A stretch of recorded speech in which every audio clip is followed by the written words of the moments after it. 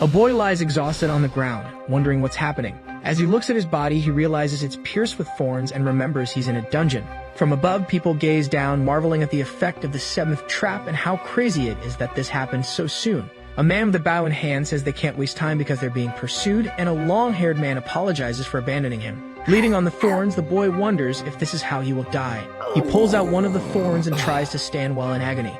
Looking at his hand, he notices his vision blurring and that he's lost too much blood. He says the situation doesn't seem real, but from the start, nothing seemed normal in this world of horror. This reality began a month ago when he was summoned to a world called Dungeon. He was walking down the street when suddenly he felt something strange. A blue light appeared under his feet, and as he watched his hand disintegrate, he wondered what was happening, and then he vanished. Transported to a secluded forest, he arrived to see several people in front of him. Everyone seemed confused about what was happening. As he wondered what this place was and why there were so many people, he realized they had all been teleported out of nowhere and their phones no longer worked. He turned when he heard someone say, "Welcome to the dungeon." A cute rabbit appeared saying it was a pleasure to meet them and that it would be their guide in this game.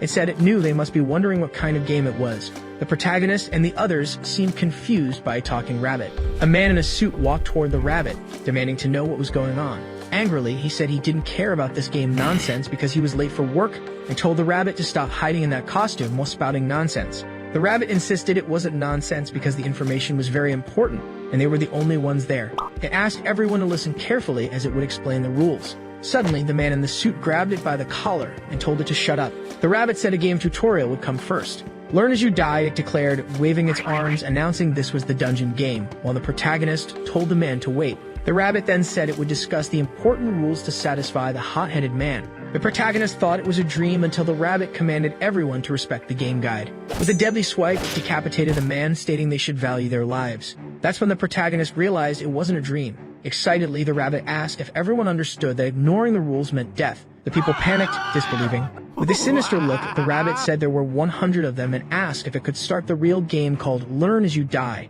At that moment, the protagonist understood it wasn't a dream. It was the reality of the dungeon game. The protagonist's legs began to tremble, and he fell to the ground as everyone fled in disbelief. The rabbit said the surroundings were dangerous and that, as the guide, it would provide basic equipment. With an abracadabra, a blade with a purple aura appeared before the protagonist and various other weapons materialized in each participant's hand. As the rabbit hopped excitedly, people began to believe it was virtual reality. The rabbit said they could interpret it however they wanted but asked if they could start now.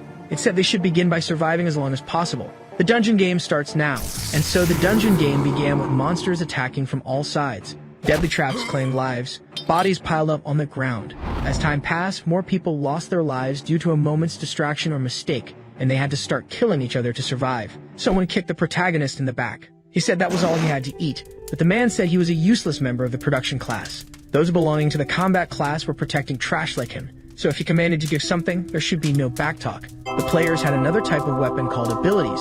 They granted special powers like in a game, and most people received combat abilities. However, the protagonist was different. In his status window, the only available ability was to purify impurities, an apparently useless ability since it didn't aid in combat, and the most he could do was detoxify the meat of animals or monsters. The man said the protagonist should be grateful, and that he would already be dead if he hadn't been parasitizing their group, eating without even helping in fights. But then, a man with long hair appeared, asking what he was doing. This was Seoenji Woo, who said the food would be distributed tomorrow. The man, with a nervous smile, said the fights had been extreme that day, so he thought to recover some life, but Seoen said there were no exceptions. With a threatening look, he told him to wait until tomorrow. The man left frustrated. Seoen helped the protagonist stand and asked if he was okay. He then called the protagonist by his name, Diayuen, and told him not to mind what was said, because everyone was on edge these days. Diayuen said he didn't care, while Seoen walked away, telling him to rest because the guide said they would reach the end point tomorrow. The protagonist thought to himself that he also wanted to help. He summoned his blade and began to train. In the morning, a scream was heard. The group was running from a giant boulder. The bunny guy flying above said they would have trouble if they only looked ahead. It warned of many traps around. Seoen was running with his group, and when he heard this, a trap exploded where they had been passing. Some members are hit, but he yells for them to keep running, dodging the traps, and not to fall behind because if they stop, they will perish. Diayuen is panting and thinks he's reached his limit. He tries to keep up with the group, but his vision starts to blur. At that moment, he steps on a trap, and the ground begins to sink. With a look of shock, he lets out a cry as he falls into the hole that opened in the ground. Seoen, concerned, shouts for the protagonist, The little rabbit says the effect of the seventh trap is incredible, and that there was a surprise waiting below, while a man with an axe says this is madness. The rabbit then says that this trap had a 0% chance of survival. A boy with a bow shouts to Seoung that they can't waste time as they see the boulder rolling towards them. Seoung apologizes to the protagonist and yells to be careful with the ground as the group starts running again. The little rabbit follows them and says he thought Seoung was close to the protagonist but confirmed that he has a cold heart. Seoung mentally apologizes again to him. From the bottom of the hole, Daeun can hear a voice saying that it's been a while since the survivors got there. The protagonist realizes he can hear the rabbit guide's voice since he's still alive. As Daeun summons his blade, the guide asks if he hadn't mentioned there would be a boss, and then introduces the final boss of the phase. Fallen and bleeding among the thorns, Daeun believes his journey ends here. Outside, the group faces the boss, a giant stone golem, which falls after a blow from Seoung, and it shatters into pieces while the rest of the group celebrates defeating the last boss. Then the rabbit appears, congratulating the group. He says it was impressive that, tattered as they were, they managed to defeat the boss, especially Seoung, who remained strong even without one arm. Sweaty and panting, Seoung asks if they can go home now. The rabbit asks why they would return, and with a malevolent smile, they say to enjoy the weather and move on to the next phase. Seoung asks what he's talking about, and shouts that he had said they would clear the dungeon after the boss, but the guide says they only passed the first phase and calls for the next dungeon. The other nervous people wonder if this was really just the first phase. The smiling rabbit asks if they really thought that was the end and apologizes for forgetting to tell them, and then says this is just the beginning of the dungeon game, and that it wouldn't be fun if it ended with just one phase, so he asks why they are reacting like amateurs who have never played before. Seoung looks irritated as the guide repeatedly says they have no time to waste and must learn as they perish in the dungeon game. The guide asks why they look like that. Seeing everyone fallen and indisposed, he asks if they are really tired, and then says it's time to distribute the rewards for passing the phase. Immediately, all the group members start to feel better. They realize their wounds are being healed. Even Seoung's arm has been fully restored.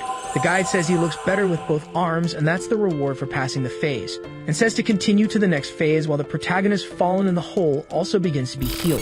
A system window appears showing the reward for completing phase 1. He then realizes his wounds are being healed, and wonders what the heck happened. When he hears the guide saying they will all go to the next phase, he tries to shout asking to be taken with them because he's still alive, but no one hears his cries. He then wonders what he should do alone there, when a system window appears saying the dungeon is resetting. The ground begins to tremble, his blood on the ground begins to disappear, and the opening of the trap begins to close. Daeun remembers there would be other players, and realizes the reset is to prepare the dungeon for the next ones.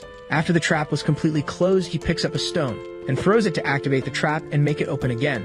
But then he realizes he has no rope and could fall on the spikes again if he tries to climb. He starts to think of a way out, when he hears a voice asking what the meaning of this is. The rabbit appears asking why Daeun hasn't died yet, and says he came to check because the trap was activated on its own and asks how he survived. Daeun then explains it was the complete recovery of the survivors, and this leaves a look of astonishment on the guide. He says the protagonist was supposed to die as soon as he fell into the trap, but Daeun just wants to return to his colleagues. The irritated guide says it's not that simple, and asks Daeun to show his status. In his status window, there's error in place of his name. The guide confirms his suspicion and says the dungeon rules consider the protagonist as dead.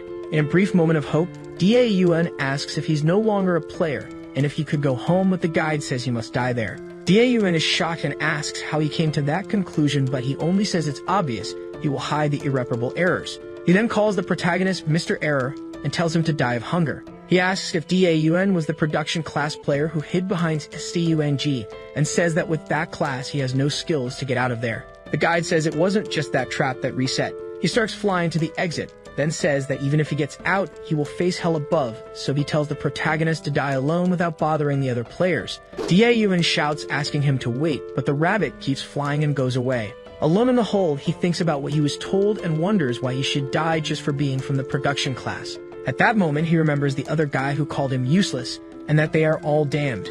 While opening his inventory, he questions whether they really think someone would perish just because they were told to, and says not to underestimate the players of the production class. He takes some meat from the inventory, takes a bite, and declares he will survive no matter what. Seeing some fish bones on the ground, Daeun sighs with relief, knowing it's been almost a month since he last ate in peace. But then he starts to wonder what to do next since climbing is difficult and there are monsters to face above. He stands up and gets an idea while looking at the ground. He decides to dig an escape route to the outside. He calculates that he can dig down a bit to distance himself from the rocky walls and then change direction to start ascending. Dae-yoon questions if this is a reckless plan, but then he tells himself he doesn't have much choice and that any place is safer than that hole. So he begins to dig. Inside the tunnel, he's dirty and panting. However, he finds digging fun and wonders if he's going mad after so many dangerous situations. His hands are forming calluses, but he says it's for his own survival. Some soil sediments fall on his head. He realizes he could get buried if he doesn't manage the soil he's already dug.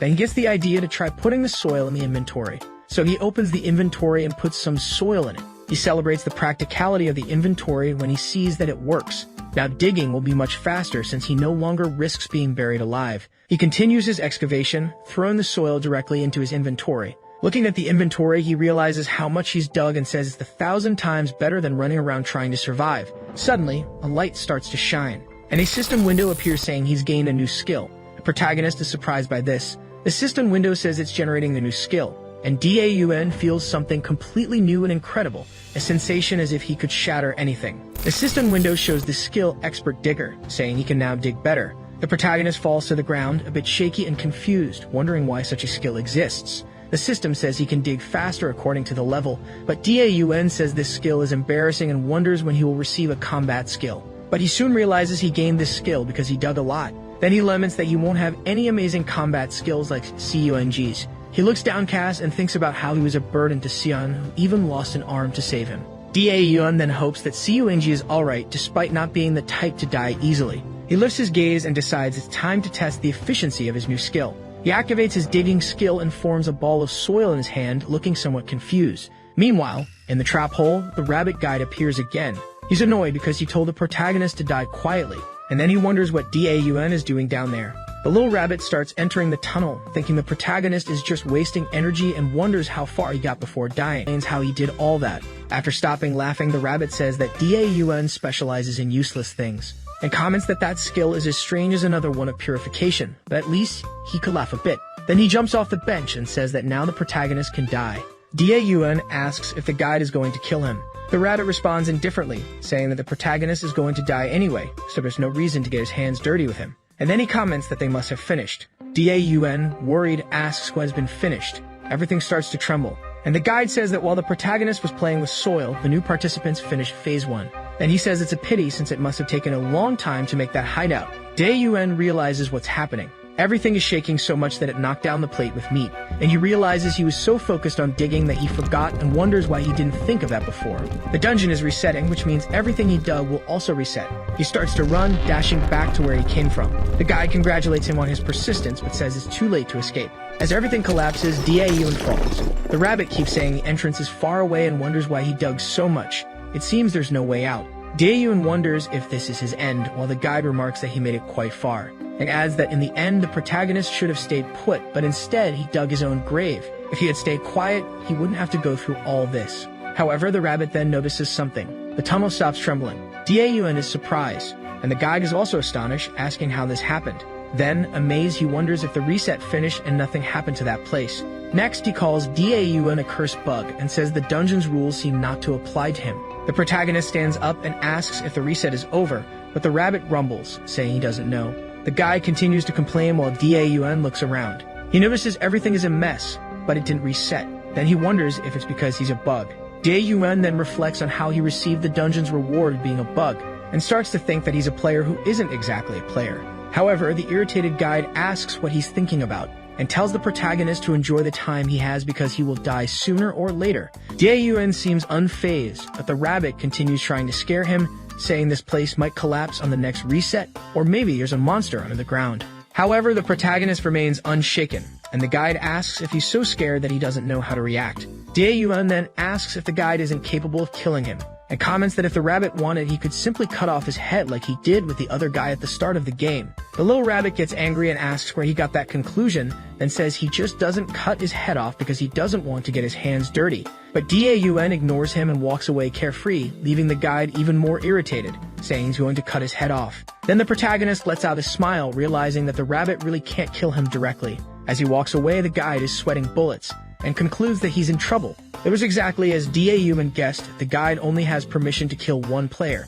But since he already used that ability at the start of the game, Now he can't cause direct damage to other players. So the guide worries that Daeun might actually get out and his superiors discover that it was his mistake. Meanwhile, the protagonist tries to invite the rabbit back to finish the food but says it's okay if he doesn't want to. Just at that moment, pieces of earth start falling from the tunnel wall. Suddenly, it begins to crack, and then a strong jet of water bursts onto the protagonist. A lot of water is coming in. The rabbit is happy to see that the underground water current broke the wall. Soon starts laughing, saying the water will flood everything and now the protagonist will drown. Daeun thinks the reset made the cave walls fragile. Then the water starts to carry him. An intense current takes over the cave with no sign of Daeun so far. But he manages to emerge from the water and quickly opens his inventory. Then he heads to the hole that opened up and says he's going to stop the leak with earth. He begins to pour the balls of earth from his inventory. Seeing this, the guide can't believe it and asks if he's serious, to which Daeun immediately replies yes. As the protagonist continues to pour earth, the rabbit says he's gone mad and is now trying to stop the leak with pieces of earth. Daeun says that putting one piece at a time might not be enough, but maybe it will work if he puts several. The guide makes a questioning face, and he's startled by the amount of earth. Daeun begins to pour an absurd amount of earth, and the rabbit wonders why on earth he has so much earth in his inventory. The protagonist, with a determined look, thinks he should not be underestimated. He tells himself he's going to stop the leak using all the earth in his inventory. After a while, it seems he's managed to stop it, but it doesn't last long until water starts to spurt out again. Daeun becomes apprehensive and realizes the earth isn't holding up against the water pressure. But he starts to think that maybe a different shape that won't disintegrate under the water pressure would be better. He remembers the system didn't say it had to be a ball, so he starts trying to change to a different shape. Meanwhile, the guide is watching, thinking the protagonist has really gone crazy. The water starts to spurt out stronger and Daeun starts to plead, almost begging for his ability to change the shape of the earth. The water is almost covering him, but he manages to make a brick-shaped earth. Even underwater, he doesn't falter and celebrates his achievement. Shortly after, the guide is incredulous. The leak has become just a drip. Daeun says he thought he was going to die, and the guide still can't believe he managed to stop the leak. The exhausted protagonist says everything started to go wrong after the rabbit showed up there and asks if he's trying to sabotage him. The guide gets angry again and tells the protagonist to give up and die already. Daeun says he almost died. The rabbit continues to be surprised that the protagonist stopped a big leak, and thinks to himself that not even with a combat ability would it be possible to do that. The guide starts to worry again and thinks the protagonist is too dangerous to stay alive. But suddenly, Daeun calls out, and the rabbit wonders if he's accidentally become friends with him. The protagonist mentions he was worried because his water supply was running low. But thanks to the leak, a well has formed in the cave. The rabbit then says the water might be poisoned, and that Daeun will get diarrhea if he drinks from it. However, the protagonist uses his purification ability, and says that now he can drink, which irritates the rabbit again. Daeun looks at the well thoughtfully. The rabbit asks what he's going to do. With a smile on his face, the protagonist says that now they can put some decorations on the well. Despite the rabbit's denial, Daeun starts building something anyway, and the guide is surprised to see him make a brick ledge in a matter of seconds and realizes how much his skill has improved. Daeun continues to carve something on the wall and says it's the climax of the decoration, making the lion's head fountain despite the rabbit saying it looks like a cat that's been shocked. Daeun places his hand on the mouth of the sculpture and uses his digging ability. Then water starts to gush from the fountain. The little rabbit is annoyed and says the protagonist is doing whatever he wants and asks why he's so unnecessarily detailed. But Daeun questions if he knows how scientific that design is. He points to a pipe that connects to the water source and says that besides helping to reduce the water pressure so it doesn't explode again, it also prevents the water from spoiling by staying still. And then with a very modest smile, Daeun says that such a brilliant job could only be done by a prodigy and wonders if he deserves some achievement for it. Immediately afterward, a glow appears in front of him. The system says he has acquired the achievement of building a well with a lion's head fountain. Daeun doesn't understand what that is, and the rabbit can't believe it either. The protagonist is astonished by such an achievement, while the guide can't believe there's an achievement for something so foolish. Next, the system shows that the reward is that fish will inhabit the fountain that Daeun built. The protagonist is somewhat confused. The rabbit looks displeased, when suddenly a bright glow appears in the well, and in the blink of an eye, fish appear in the water. The rabbit still refuses to believe this is possible. The protagonist celebrates mega happy because now he doesn't have to worry about dying of hunger or thirst, while the guide continues to wish he would die soon. A tear runs down Daeun's cheek, happy to have his efforts rewarded. He celebrates that the gods are helping him while the rabbit is annoyed and tells him to stop hoping. Sometime later, there's smoke in the middle of the forest, smoke coming out of a hole. Inside the guide with a malicious smile says he hopes Daeun had a fantastic last meal. Meanwhile, the protagonist continues to mutter words in his sleep. Suddenly, he hears the sound of a paw stepping on the bones and the giant boar monster appears. Each step shakes everything. He continues to enter the cave, until he reaches where Daun is sleeping and ironically saying he wanted pork belly. The boar approaches, and starts sniffing the protagonist, who continues in deep sleep and tells him not to touch him. Daun says he's not angry while the monster sniffs his face, and then he punches the boar's snout, shouting that he's not angry and to eat all the meat. He looks to the side, still sleepy, and is startled to see a horned boar. Daun starts to sweat coldly and wonders if he's still dreaming. But his doubt is confirmed as soon as the boar headbutts and completely shatters his bed. The protagonist is sure he will die with just a scratch if the monster hits him. He still tries to talk to the boar and asks if he can understand him like the rabbit, apologizing for hitting him. But the boar doesn't understand, and the protagonist realizes the monster is just hungry. He thinks to himself that he's getting tired of life or death situations and wonders why that creature appeared there. In memory, Siwon explains that boars have absurd strength, but they're not smart, and their patterns are simple, just dodge to the side. Daeun imagines that's what Seung would do and wonders if he can do the same. Then he remembers that being just responsible for food, he has no combat skills. However, an idea comes to his mind. He thinks he can be quick with his ability. He starts to manipulate the earth to build a wall in a few seconds. Then he quickly climbs the blocks and jumps as soon as the boar attacks the wall. Some pieces of earth fall from the ceiling thanks to the boar's headbutt, a devastating attack.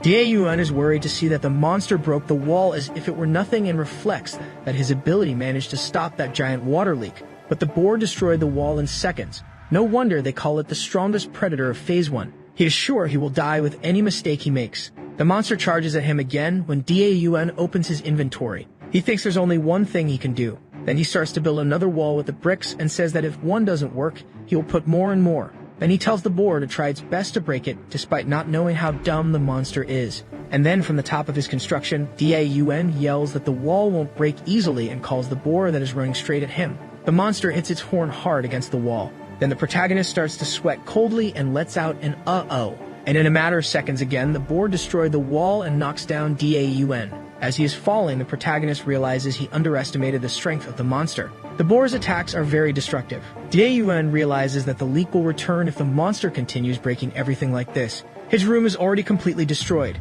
leaving him sad to see this since he spent so much time making it. Then Daeun opens his inventory again and says he won't be defeated easily and that it's time to use a skill he's been training. The monster stops for a second. A large piece of earth starts to come out of the protagonist's inventory. This intimidates the boar. Daeun then asks if it has ever heard of an earth bomb. Then he yells that any monster will die instantly with that attack. The monster is paralyzed, and Daeun shouts the name of his attack. But as he holds the earth bomb in his hands, he realizes something. A cloud of dust rises. Daeun threw his earth bomb, but it didn't go very far. He looks at his failure and starts to laugh nervously, saying he messed up again.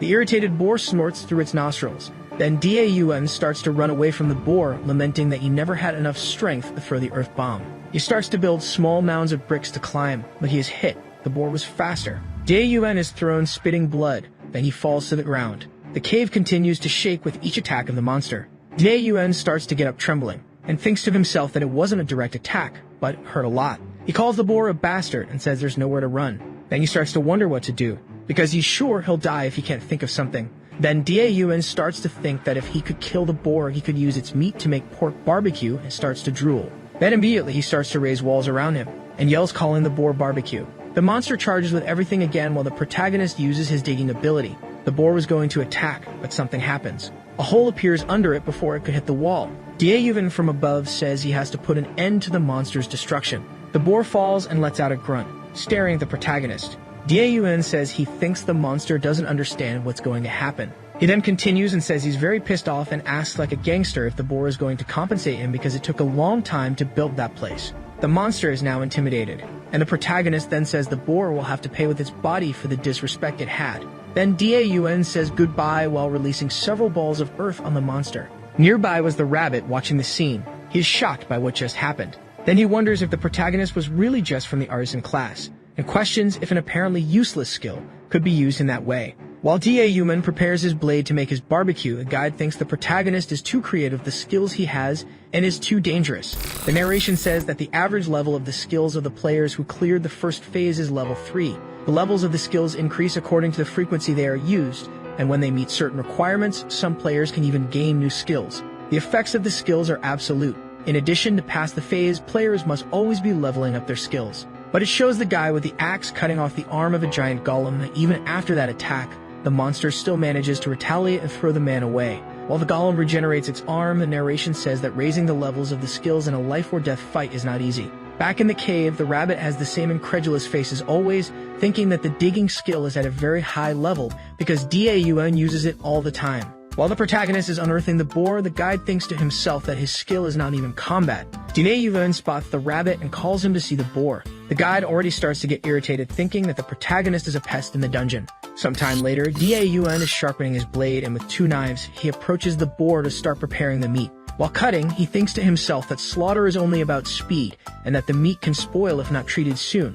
Within 2 hours in a room temperature place, he says his skill might be able to kill the bacteria, but spoiled meat doesn't taste good. He continues preparing the meat, removing the tendons and separating the fat. When finished, he asks the guide what he thought. The rabbit gets irritated again, saying the protagonist is very noisy and asks who he's talking to.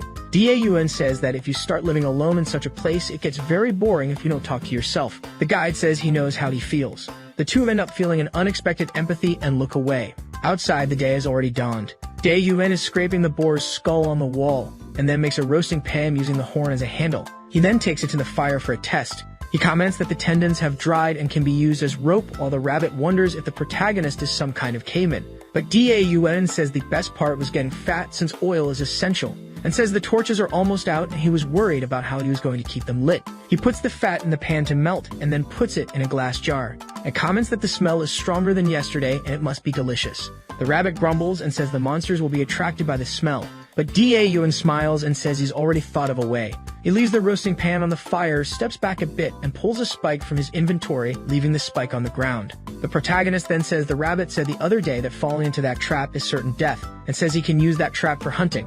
The rabbit makes a face of displeasure while Daeun says he saves some spikes in the inventory, but they reappear with each reset. Then he finishes placing the spikes on the ground and asks what he thought. The guide says the monsters are not idiots and they won't come with the protagonist saying there's a trap there. Daeun says that from now on there will be something to eat every day, and when the guide asks what he's talking about, the protagonist says that with the smell of pork barbecue, another type of monster might fall in there. Right after that, they hear a noise. The rabbit looks in disbelief. There at the opening of the hole is another boar, and the guide already starts saying that it's not a place for him to enter. But it's no use, and the creature jumps into the hole. The rabbit yells, calling him a stupid pig. When falling, the boar causes a rumble that raises a lot of dust. Daeun looks and celebrates seeing that his plan worked and that he caught another one. The guy gets irritated and starts asking why the hell the boar jumped. Daeun, almost drooling, gives a little laugh and says he won't have to worry about food anymore, while the rabbit keeps repeating that he hates him. Time passes in a new season, and soon there's another boar at the edge of the hole. He was attracted by the smell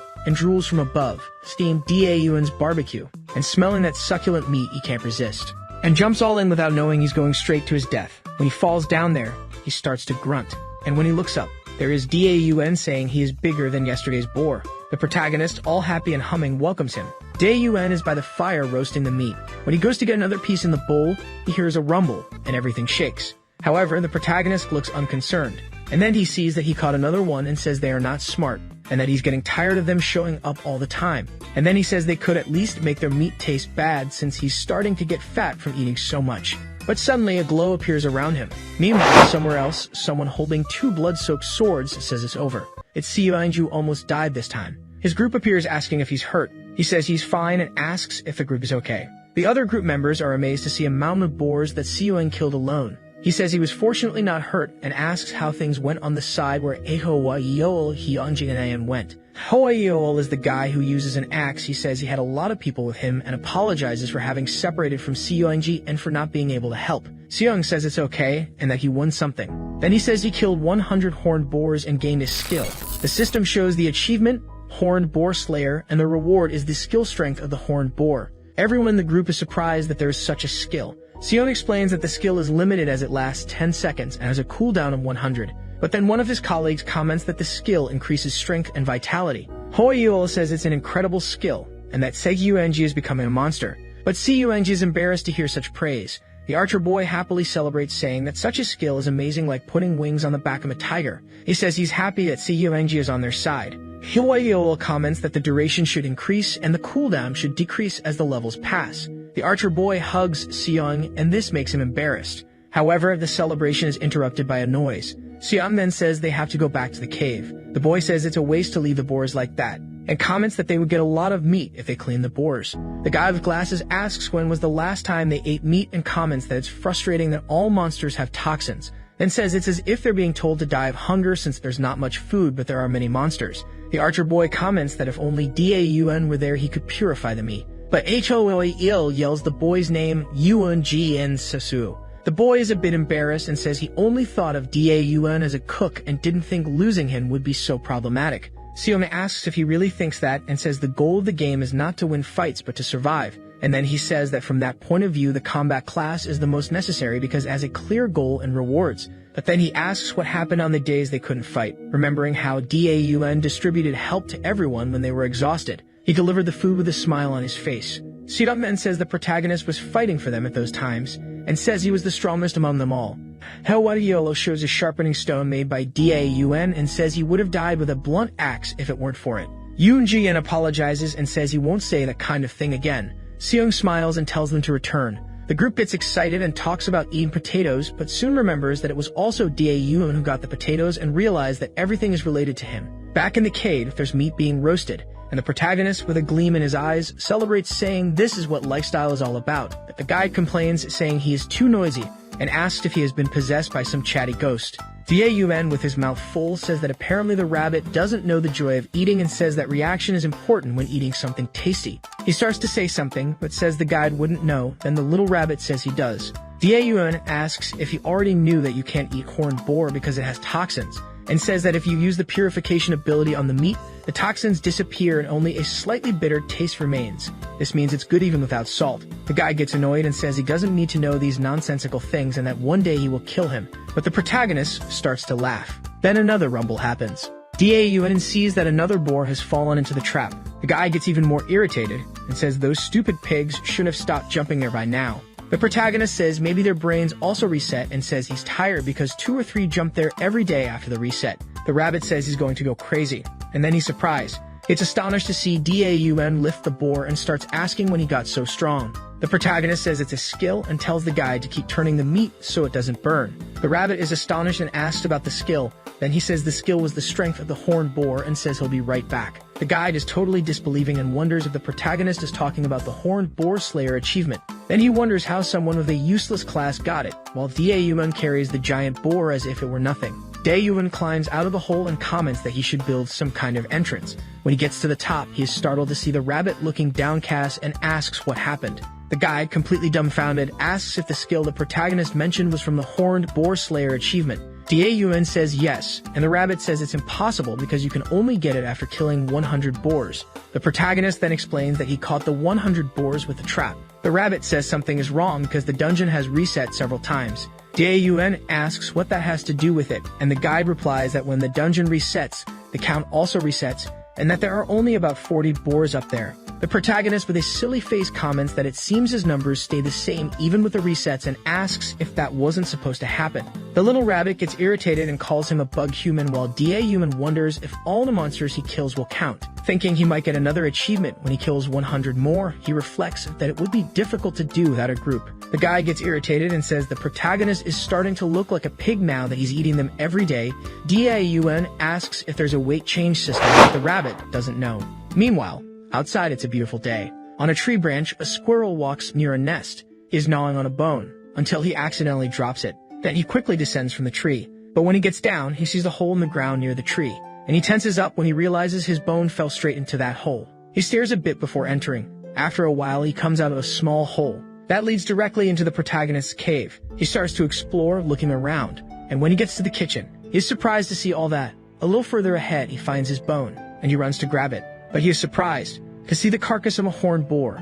It was love at first sight. Sometime later, he returns to the tree all excited, with a twinkle in his eyes. More time passed, and he returned to the hole, and this repeated day and night, without the other squirrels knowing, and it became routine. He entered the cave all calm, and there were always more bones there. So he ate them all, until he saw something, a bowl full of bones, and he went straight to eat what was in it too. He picked up a bone from the bowl without hesitation. He was a little intrigued by it, but it only took one bite to feel a flavor explosion, and he was ecstatic. He soon started eating more and more amazed. He continued eating the bones from the bowl, until he notices something. The bowl was on top of the protagonist, Then he is worried when he remembers the old squirrel teaching that humans are dangerous, and he starts to leave, afraid that the protagonist will get up and attack him. But the temptation of the bull is too strong. He tries to resist. He makes a determined look, focused, but he goes back to eating the bones. Daun, who was pretending to sleep, sees this and is happy. Then he celebrates that he found another living being after spending months living alone in that cave, and says it's good that the squirrel feeds on bones because he is very careful and didn't know how to approach him.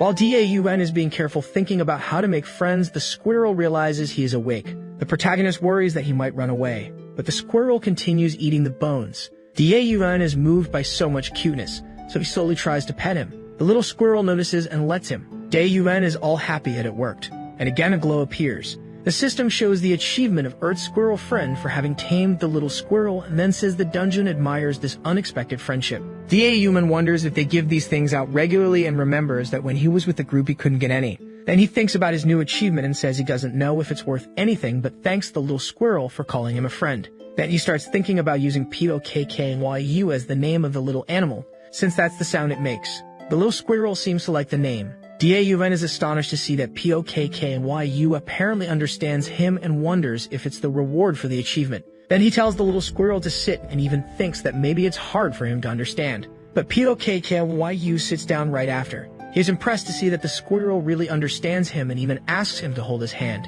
And then he asks POKKYU. At that instant, the squirrel jumps from his hand. Daun wonders if he didn't understand. But POKKYU waits for the protagonist, and then points in the direction indicating for Daun to follow him. The protagonist then sees the wall through which POKKYU entered and uses his digging ability to enlarge the hole. As he climbs through the tunnel, he wonders if the squirrel noticed that entrance because it's smaller. Then he remembers that every time he tried to dig an exit, he ended up facing stone walls. Daun dug several tunnels looking for an exit and was almost giving up. However, he's surprised when he notices something. It is already possible to see a tree root where POKKYU entered. Then Daun gets emotional to see that he will finally be able to get out, and soon celebrates saying that he will finally be able to have some hope. He knows that if he climbs the roots he will be able to get outside. As he continues climbing, the protagonist is excited because he will finally be able to end this life under the earth. He can already see the sunlight, so he keeps climbing. After so much time, he finally can see the outside world again, with birds singing in the sky and the soft grass on the ground.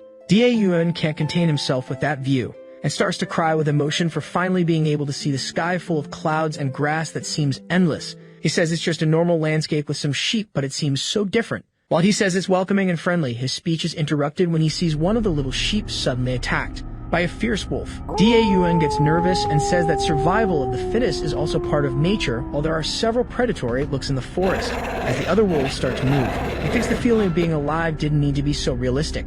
The protagonist starts to sweat coldly and turns pale because he knows that packs of wolves are known for having no mercy, and then thinks it's unfair to die right after escaping. The wolves start to growl and go on the attack. Daun already prepares for the worst. Then he crouches, but the wolves pass straight by. He doesn't understand, and he is relieved because the wolves were focused on the sheep and didn't see him. He asks if POKKYU knows another way because that place doesn't seem safe. But right behind him, another wolf appears. Daun tries to stay calm, thinking that this one's attention is also on the sheep, but the wolf has its eye on the protagonist.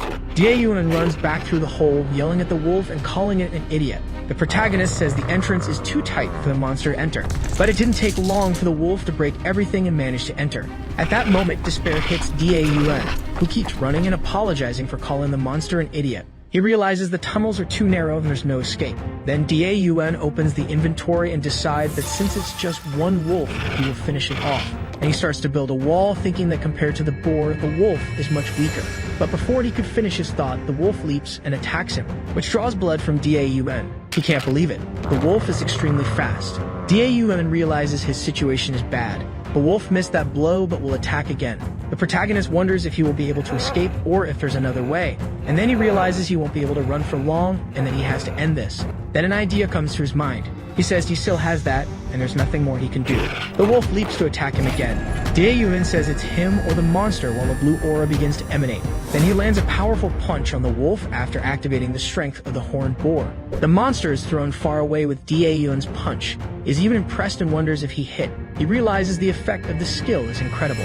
The system shows that his physical attributes will be temporarily doubled. Then Daun confirms that now that he tried to fight, he knows his skill is indeed incredible. But the wolf gets up angry. The protagonist knows he managed to damage the monster, but he is sad it wasn't a one-hit kill. The system shows there are 7 seconds left of the skill, and Daun thinks to himself that the duration is his biggest weakness. And then with 6 seconds left, he has no time to waste and charges with everything. The wolf prepares for the attack, but Daun is faster and manages to jump and dodge to the side of the monster. Before the wolf could react, the protagonist lands another powerful punch on the wolf's ribs, and with a determined look, he hopes the monster dies. Daun continues to deliver a barrage of punches, so many punches that dust rises even from the outside. The protagonist is already tired, and the system shows there are still 3 seconds left, but the wolf is still standing.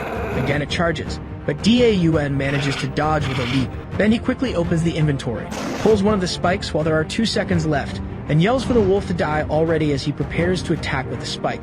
The monster growls at him, but Daun manages to hit the spike on the wolf, but the monster attacks him with its tail. This attack ends up throwing the protagonist against the wall. Even with the spike embedded in its neck, the wolf is still alive, while Daun wonders how this damn thing has so much energy, and says this won't end easily. The system shows that the strength of the boar is on a cooldown of 99 seconds.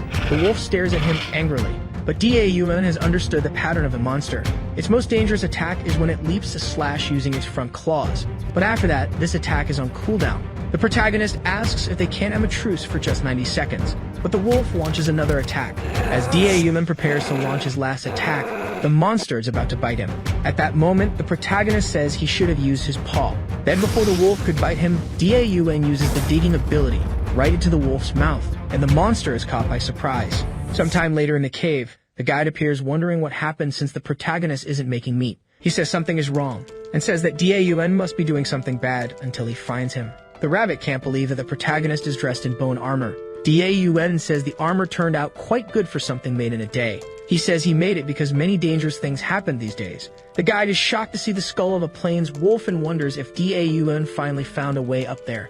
The protagonist says yes, and the rabbit already asks why he is still there. Then he says it must be because that place is comfortable and tells Daun to keep living there. Then he comments that the protagonist even got a little pet, but Daun determined says he will leave. However, he cannot leave without preparing as he only survived by pure luck. Because of the danger, the rabbit tells him to stay there. Then Daun says he still plans to use the base for a while. Now that the problems are clear, he needs to start making his preparations. The rabbit asks Daun to just give up and die, but ends up leaving the protagonist in a good mood, and the rabbit calls him a curse bug. Sometime later, Daun is training with the strength of the boar, lifting weights, and running while thinking to himself that the more he increases his physical stats, the stronger the skill's increase will be.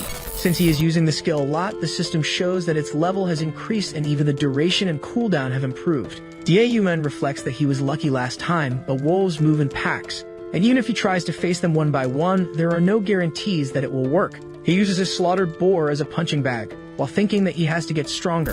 The system shows that the strength of the boar has risen to level 3, making the physical stats stronger, the duration longer, and the cooldown shorter again. Then he activates the skill and delivers a series of punches to the boar.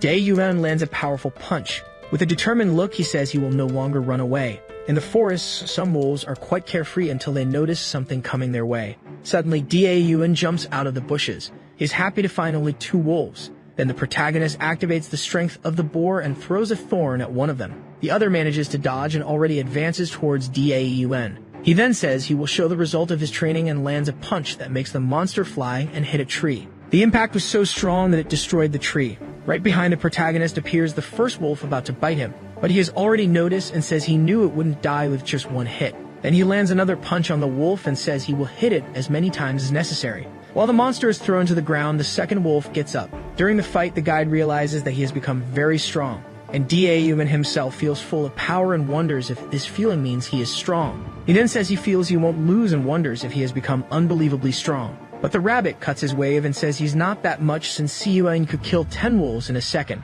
Daun says anyone is weak compared to Seiyuan, but the rabbit says the boy Jian Duhu killed 3 wolves alone. Suddenly, one of the wolves starts to howl, and the rabbit mocks the protagonist saying that now the pack is coming. He warns that about 3 wolves are coming and that Daun is lucky because usually there are more than 5. Then he asks if the protagonist will be able to defeat them all before the skill's time runs out and asks him to show his power. Daeyuan then asks if the guide knows what the best part of his skill is. Then he says it's the increase in physical stats that is now 2.4x, which means he can run away 2.4x faster than normal. The guide is incredulous and asks if he's really going to run away. Then he asks if the protagonist doesn't have the honor to face them, but Daeyuan says he only cares about something called life. Right after that, he jumps back into the cave hole. The rabbit says that usually players get obsessed and fight so much that they end up dying. Then he gets angry and tells the wolves to attack that hole. But Daeyuan makes an earth wall and prevents them from entering. The monsters even try to dig, but it doesn't work, leaving the guide trembling with rage.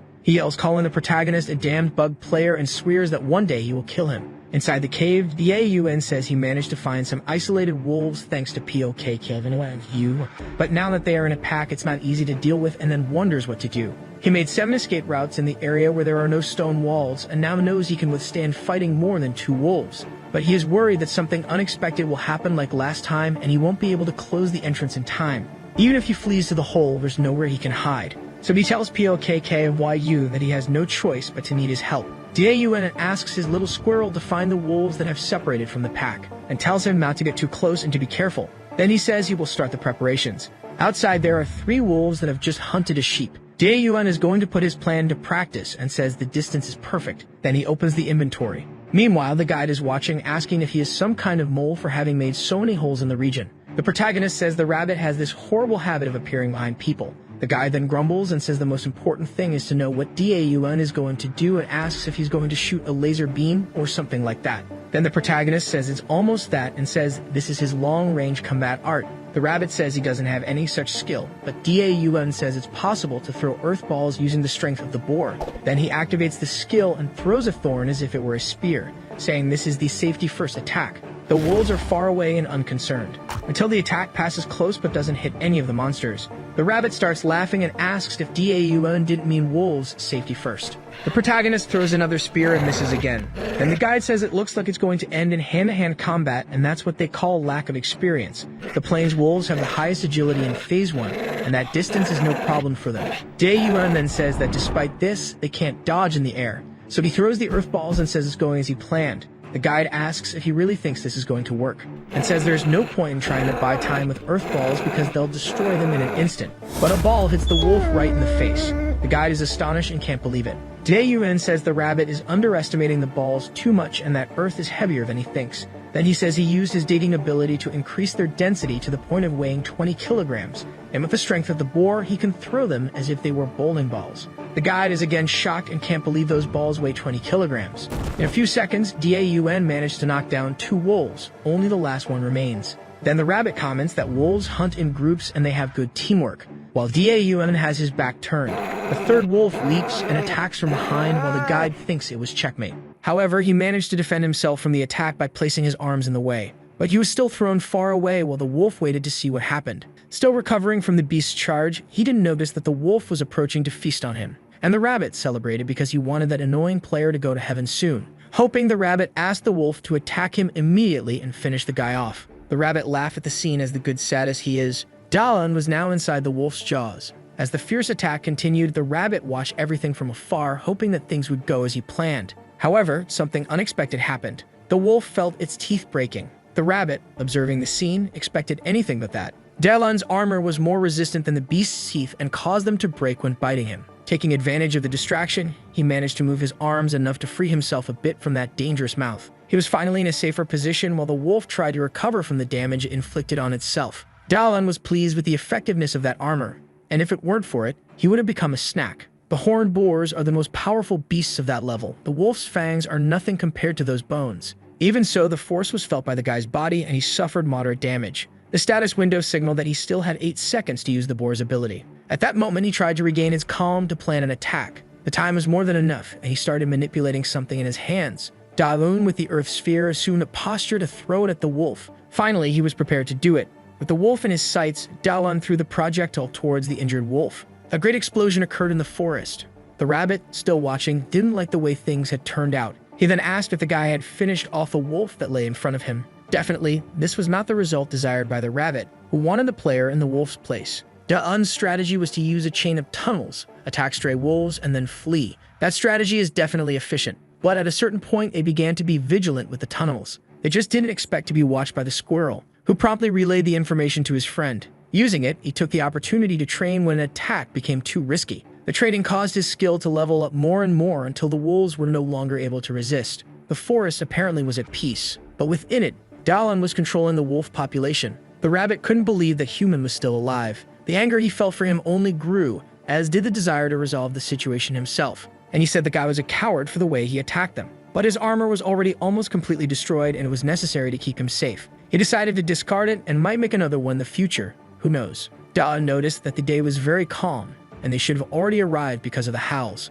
for he knew he hadn't finished off all the wolves in the forest. The rabbit was completely unable to hide his annoyance, and Dalan asked what was wrong with him. Then he happily asked if he had finished off all the wolves. The rabbit said he was a coward and would soon die, while he celebrated being able to deal with all the wolves. And he also said that if he found other players, he should tell them where they were, but the rabbit wished he would perish and said he wouldn't do that. Dalan celebrated the success of his strategy and was now ready to move on to the next step. He needed to defeat the boss but knew he couldn't do it alone. So he needed to find more players and join them. Now he was in the Plains Forest. With 10 days left until the reset, he imagined they would soon pass through there. But he recognized that it would be problematic if they were far away. A loud sound echoed through the forest. In the middle of it, there was a small clearing. In that clearing, a group of players was confronting a pack of wolves. They knew the wolves were fierce, and on that occasion, there were many of them. One of the players blamed the situation on his colleague and they argued. The rabbit passed by there, completely downcast. He looked at the group of players and realized they were having the expected tense behavior. To him, that was what was missing in the dungeon, more tension. The wolves advanced towards the people. The rabbit rejoiced in the scene and hoped the pack would take care of everyone. He wanted no player to remain so that Dalan would have no hope of getting out of there or living for long. One of the wolves is thrown far away. A player with an axe is responsible for it, and it was just as the rabbit imagined. Not everyone is weak. He noticed that the old man was hiding an ability for emergency situations. Windblade. The stronger the weapon is swung, the more damage it inflicts. However, this is an ability that can also hit allies. The players ask him to restrain himself as he could hit them too, but the old man ignores them. Either he does that or everyone becomes a snack. Only the strongest survive. The rabbit loved it. This was the spirit of the dungeon. The most cruel monsters are always the humans. The rabbit hopes that the reckless one ends up killing all of his allies because if everyone dies, Dalan will be left alone. But the guy is planning his life thinking he should go to a higher place. Dalan is happy to have gotten out but doesn't know what to do now, and the rabbit will take him to them. He asks Pakyu if he can imagine where the others might be. He wants to know where the humans are, and the squirrel becomes thoughtful. But he gave up insisting because he knows his friend doesn't know everything. He can't search because it might put him in danger, but he also can't face the boss alone. He thinks about building something to help him find them, like an observatory. It's a waste to think too much and not execute, and he is confident in his building skills. And for that, he'll need to get above the tree canopy. So he started summoning earth bricks. The walls will be made of earth, and it will be easier to do since he has experience with the material. It might collapse since there's no cement, but he learned a technique that could reduce this risk. He brings his hand close to the bricks. He can change the shape of the object with his hand and intends to fuse the bricks with his digging technique. It's not a stack of bricks, but rather earth, and it won't collapse so easily. By the end of the day, he managed to accomplish a lot and was quite tired. In about 10 hours, he completed the task. He looks up at the sky from where he stands, and he contemplates the beauty of the forming twilight. Far away, blood flies through the sky. The rabbit roots for the conflict and says they'll need that food if they want to fight tomorrow. He is pleased that the players have adapted well to the game, and he comes across a type of person he doesn't like who is looting a body. He thinks that this player must have many items in his inventory. The guy doesn't know, and the rabbit introduces himself as the guide of all this. He said he hadn't spoken to him, but that construction wasn't there yesterday. It's the first time the rabbit sees something like this. He is upset, and only one person there could be capable of that. At the top of the tower, Davlin is building something else tired. His hands are quite shaky, and he finally completes that small object. The rabbit appears beside him and asks what he is doing. He says that he scared him and that it's important, and that the rabbit should be working. But he says Dalan only does things that hinder his work. He said that Dalan has a lot of free time and that now he stopped making tunnels and is making towers. Dalan asks the rabbit how long he thinks it took him to make that tower. He said it only took 4 hours, and the rabbit didn't believe it. It was difficult at first, but it got easier with the skills he acquired through achievements. Just with that tower, there were 2. The first was as an observatory. Everything he sees from there appears on his map, and he shows it to the rabbit. It's updated in real time and even differentiates hostile monsters and players for neutral people. The rabbit doesn't believe it, and Dalan said he has already tested it. Now he wants to know what other achievement he obtained. He imagines he got it when he finished the 5th tower. A beam of light appeared. Builder's reward, a new building skill was granted to him, and the construction time was reduced by half. He said it helped him so much that he didn't even need to rest. With the skill, he builds so quickly that he can invest his time in interior decoration. He pointed to a place where he said he would put the bed, much to the rabbit's displeasure. He imagines Dylan has completely lost his mind since he is getting so many achievements. If he finds other players, they could turn that into a giant park, and the rabbit doesn't want that to happen. He is too dangerous alone and will make sure he stays that way. Dylan asks if the rabbit is already leaving, and asks him where he can find more people because he hasn't found anyone yet. The next day, the players observe the tower that wasn't there the previous day. The rabbit appears near them and gives a sinister laugh. He tells them to follow him to the tower because he has a surprise for them. One of them says the rabbit is a liar and shouldn't be listened to. He must be leading them to a powerful monster, so they should change their path. The rabbit pretends to be innocent and says it took him a long time to prepare that. But they change their path and the rabbit is happy to have fooled them. He continued doing this so Dylan wouldn't find other players and allowed them to take the easier path just to buy time. Maybe this way Dylan would perish. Now the time has come to finish them all. Dylan analyzes tracks on the ground, but it's just a group of monsters. But something on the map catches his attention. There were many signals on the map now. 10 signals appeared there suddenly. Then even more appeared, so many that he couldn't count them. Dylan is scared because he can't imagine what it could be. A monstrous rat is running, and with it, there's a horde of other rats. They are advancing through the forest without stopping, leaving a trail of destruction in their wake. The trees tremble with their advance. If Dylan had taken any longer, he would be in trouble and is glad to be near his tower. Every 4 weeks after the reset, the rats descend from the mountains, devouring everything in their path. Dylan had been counting the days for this, but forgot for a brief moment. Another reset is on the way, and it's at this moment that he has an epiphany. If players don't appear on the map, it's because they've died or moved on to the next stage. He thinks he can stop looking for them now and head to the beginning. The squirrel tries to say something to him and makes a funny face. Dylan says they don't need to worry about the rats. They just need to pay attention to the map. A large gate stands before them. The players, despite the adversities, have managed to reach it, but they don't know how to defeat that enormous golem. Swords are useless against it. The golem prepares to attack them. The bald guy says he's going to take down the golem because he's very tough. He gets ready to strike the golem with his mace. The other players are stunned by the scene. The weapon was on the ground, and there was a lot of tomato sauce. The monster advances unstoppably towards them. The player is terrified by this, because he imagines there's nothing he can do against it. He asks for God's help. The golem is ready to finish him off, but something hits it from the side. The golem's hand fell with that impact. The player gives thanks, but the woman tells him to look in the direction of the attack. A brick was flying through the sky. Dylan has arrived and is using the boar's strength to throw bricks. This golem is different from the map monsters, so it's possible that it's the boss. The player doesn't know why Dylan is so strong, and the woman asks him to be careful. The golem continues attacking with its remaining hand. Dylan prepares to throw another brick. This time, it hits the side of the monster's head. A large hole is formed. Now it turns towards Dylan. The golem is enraged by this trick. Dylan realizes that it might be better to run now. The golem is fast and is already very close to him. Dylan doesn't know what to do now, and he remembered when they defeated the boar. They stretched a rope across his path, causing the beast to fall, and so they managed to strike its vulnerable belly. Dylan said that it was very well planned. Sung said it was nothing and uttered a cliché phrase. The bigger they are, the harder they fall. Dylan throws another brick at the golem. This one hits its leg at knee height. Dylan waits for the impact's result. The other players watch, very surprised. The golem began to fall to the ground. Dylan is pleased with the result and thanks Sung for the advice. The golem tries to get up after the fall. It doesn't move and must be trying to regenerate its missing leg. But that didn't matter because now Dylan had plenty of time to finish off that immobile monster. And he throws another brick at it, but nothing happens. The brick falls to the ground and the golem remains intact. A window appears for Dylan, startling him. The boar's strength is on cooldown and will take 70 seconds until it can be used again. The golem is now fully regenerated and ready to finish off the players. It attacks Dylan, who manages to dodge. He fell nearby and prepares to react. Dylan arms himself with an earth brick in his hand. He threw it at the golem, but nothing happened. The golem, enraged, brings his arms together. He doesn't understand what it's doing. The monster begins to concentrate its strength and prepares to strike the ground with all his might. He slams the ground, causing the earth to tremble. The other players are terrified and wonder what happened to the guy. The woman still holds out hope that nothing has happened and thinks they shouldn't just stand there watching. Her companion is too scared to think of anything. There's not much that can be done against that thing. The woman runs toward the golem. The guy yells, asking what she's going to do. Dava knows he just needs a little more time, and something hits the golem's face from a distance. The woman is there now, protecting him. She wants to know what she can do to help him defeat that thing. Davan says he just needs 1 more minute, nothing more. That's too much time, and she wants to know if 10 seconds will do. But Dalan can't do anything about the time and warns her of the imminent danger. The golem is about to strike her now. He executes his strike without mercy. The woman closes her eyes, fearing the worst.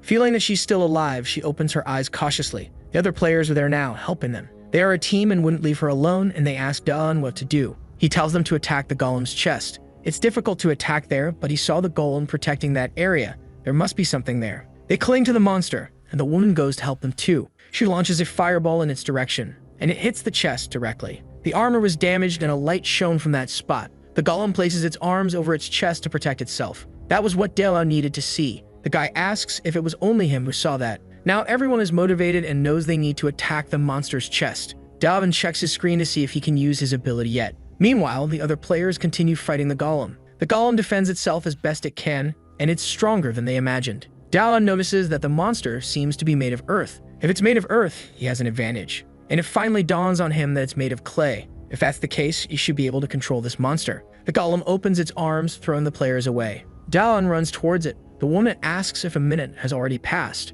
Dalan nods affirmatively to her. It's been a long time, he just didn't have enough information to attack. The golem regenerates, so it needed to be studied. And those people risked themselves so he could react. The time he gained allowed him to plan his attack. He's grateful to them for their effort. He crouches down as already using the boar's strength. He jumped towards the golem with it. The players watch Dalan in amazement. The woman also can't believe what she's seeing. Dalan is high up, heading towards the golem. He prepares one of his hands to attack, and manages to pierce its chest, going right through it. He looks back as the beast loses its balance. The golem now collapses into a great pile of earth. Dalan is pleased that his strategy worked. The other players also celebrate. The woman is happy that everything worked out. Now his digging ability has reached level 9. The experience was so much that he also reached level 10. The boar's strength is now at level 5. The players go to him, cheering him on as they manage to defeat that beast. The rabbit is furious with their success. He burns with hatred for Dalan. The players begin to complain to the rabbit, who promised to send them home as soon as they defeated the boss. He's upset that Dalan's ability worked on the golem.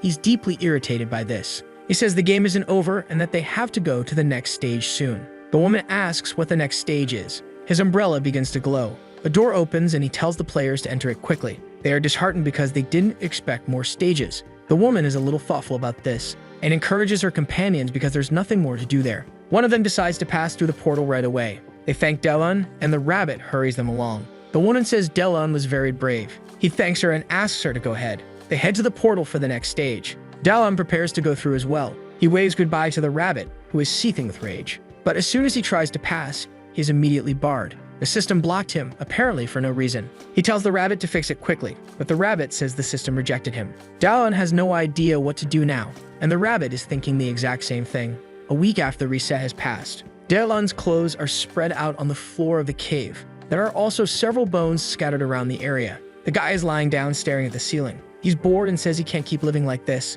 He goes to the water source to drink a little. After washing his face, he starts thinking a bit more. The squirrel stayed with him and the base wasn't reset. But the towers he had built disappeared after the reset. The surface resets while the underground remains intact. He wonders if this part is considered part of the dungeon or not. Then he notices something. The system's creator only placed him in a place that already existed, so he can build anywhere as long as it's not through the system. South and west are deserts. To the north are the ruins, and to the east is the mountain of rats. He doesn't have enough food to cross the desert. All that's left is the mountain of rats, and maybe he can pass through it if he goes underground. He's pleased with his idea and decides to give it a try. He's now to the east in the forest. He hit a wolf on the head with a stick. Around him, some wolves are writhing from the blows. Another one tries to attack him by surprise, but he manages to dodge just in time. Opening his screen, he attacks it. He summoned an earth block over it, crushing it. The wolves keep coming and the boar's strength is on cooldown. It was time to use his other abilities. He builds a small tower that places him above the wolves. Dalan is quite happy with this distance now.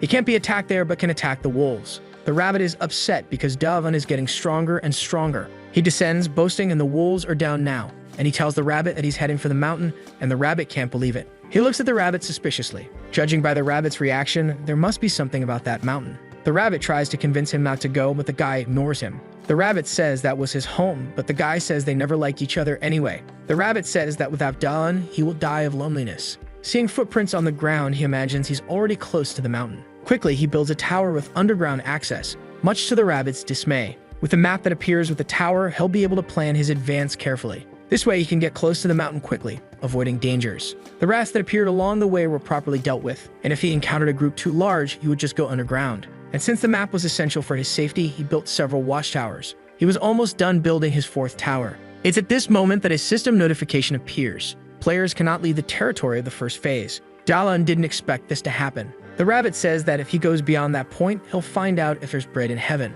That was the end of the world. Dalan is amazed that the rabbit doesn't get tired, and he asks the rabbit what was beyond that point. Not even the rabbit knows, so he decided to ignore him. Something else catches his attention now. This was apparently more serious. In front of his foot, there was a line of energy, and the color of the ground ahead is different. The rabbit says that this is the territory of the rats, and that he wouldn't be able to pass through there. But he had already crossed it, and the rabbit gets angry. A system screen warns him of this. The rabbit, incredulous, orders him to return. Dalan continues walking, ignoring him. The rabbit keeps yelling without success, and the guy taunts him, saying that if he doesn't like it, he should come and get him. The rabbit is furious but can't do anything. Dalan observes him impatiently. The rabbit is right at the edge, and the guy teases him, asking if he's unable to cross it. The rabbit is sweating cold with fear, and says that's not it, and that he's not scared. Dalan taunts him a bit more, and the rabbit says he doesn't like the color of that place. He was right, the guy can't go there, and this world was divided into phases. It's possible that the reset doesn't work in that area. He wanted to confirm this, and the rabbit decides to run away.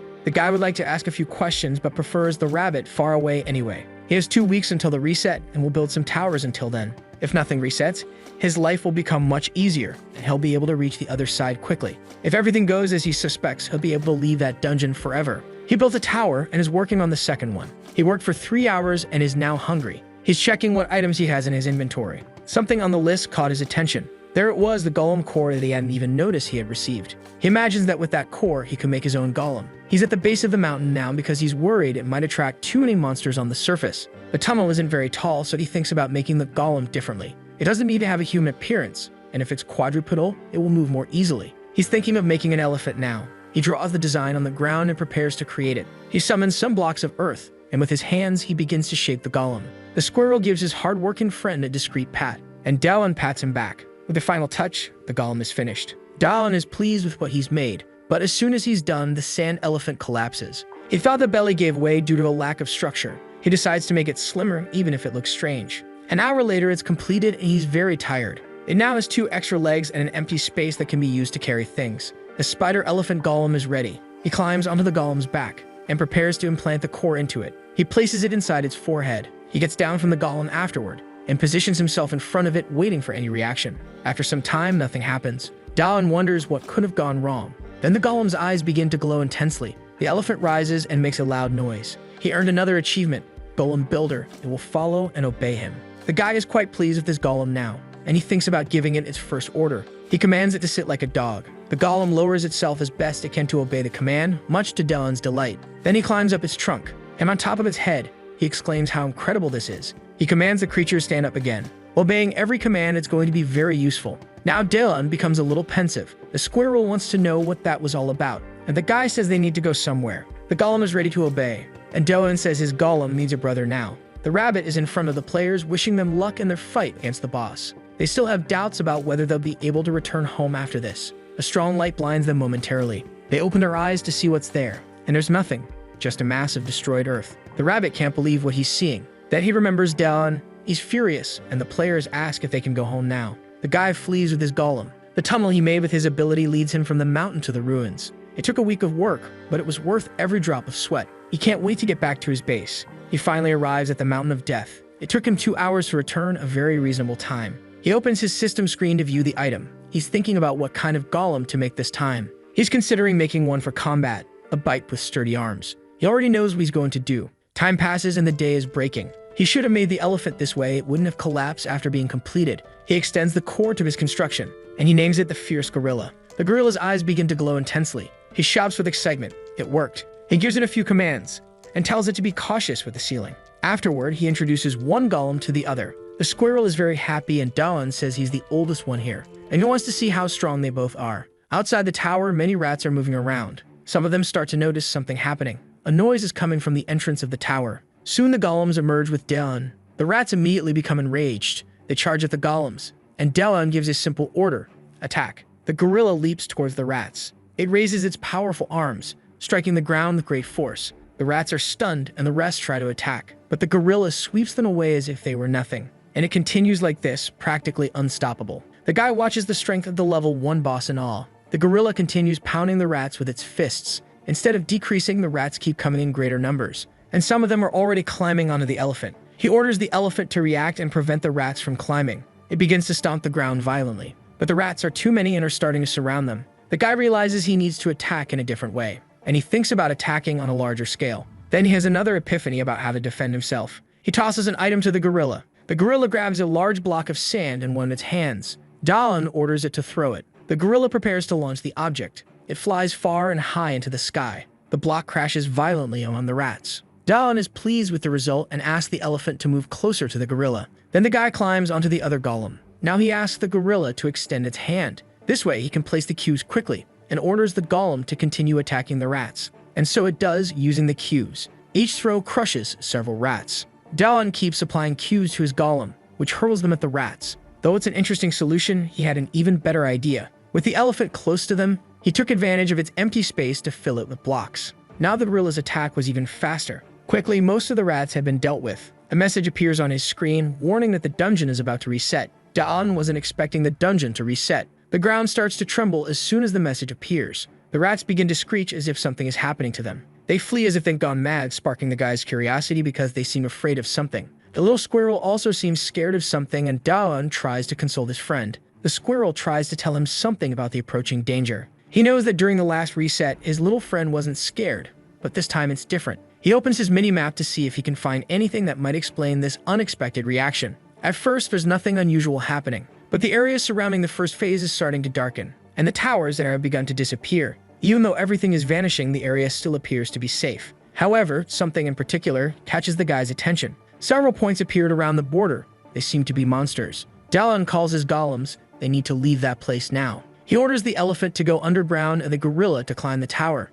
Now he and the gorilla are up high, observing the surroundings. The earlier tremor was an earthquake, to his relief. That sound was much easier to explain. It was the sound of all the monsters from the first phase moving underground. Dawn can't let this opportunity slip by. This is the perfect chance for him to refine his abilities, and he starts using the boar's strength. After doing so, he also summons some earth cubes, and ordered the gorilla to throw the cubes at the monsters. It would be his bazooka. All he had to do was create a block that the gorilla could lift with its ability, and the two of them start hurling the blocks from the top of the tower. A little rat looks up suspiciously. A massive block of earth is descending from the sky toward the monsters. They fall like meteors, and there's nothing the rodents can do to avoid them. The goal wasn't to eliminate the monsters, but to refine Daeun's ability. Because of the ability's cooldown, it wasn't easy to level it up like the digging ability. This time it was different because he could use it for an extended period in a safe place, a golden opportunity. The rats writhe in agony as the boulders rain down on their heads. They gather in one spot, trying to form a living tower. It grows rapidly, reaching towards the tower the boy had built. And you realize what they were doing and that it would be very difficult to hit them now, as it might damage his structure. However, there's no other option but to bring them down. Turning to the little squirrel, he says he's going to nip that problem in the bud, striking the living tower at a critical point. The rats begin to lose their balance and their tower becomes unstable. The rats fall to the ground, defeated by Daeun's stones. Focused on finishing what he started, he concentrates even more, preparing to use his digging ability. He uses it to create a large object in front of him. He'll continue repeating this pattern as long as he can. He prepares his hand to use more of his ability. In front of him now is a block decorated with numerous spikes. He says the gorilla can do its job with that. The beast lifts the spiked block with its immense strength, and using its power, it hurls it toward the monsters below. The spiked cube spins rapidly in the air. Its fall was intense, leaving a trail of destruction in its wake. A large trench was created by the impact, clearing the rats that were in the block's path. Daeun is amazed that this idea was so effective. The light discreetly appears in front of him. The system informs him that he has finally mastered the digging ability. He never imagined there would be a level beyond 10, and the boar's strength is now at level 7. From the top of his tower, he concludes that all of this has been very productive. He wants to leave the tower and tells his little squirrel that they're heading back to the base. Night is approaching in this barren land. Now that everything is quiet, he wonders if all the monsters have really left that place. Looking at the map, he guesses they've hidden in the caves. There must be many nests given the number of rats, and the upper part of the map will become dangerous. He knows that it was difficult because they were stationary, and if a large group wanted to attack them, there would be little to be done. However, he is motivated by his results and wants to keep digging. This has become much easier now that he has a master level in this ability. With little effort, he can create enormous tunnels. Using his ability underground, he encountered something unusual. The tunnel met a rock formation different from the usual pattern. The stone was too dense, and no matter what he tried, he couldn't get through it using his digging ability. Without a solution in sight, he decided to return to the surface. The air is a bit chilly. He imagines this is due to the area being open and without trees. Walking in that area would be dangerous with the rats. He needs to think of a path that won't leave him so exposed to the monsters. Even if he can't dig, he could still erect towers, but with the underground blocked, there's little to be done. Especially if he ends up facing another giant horde of rats, things could get dangerous.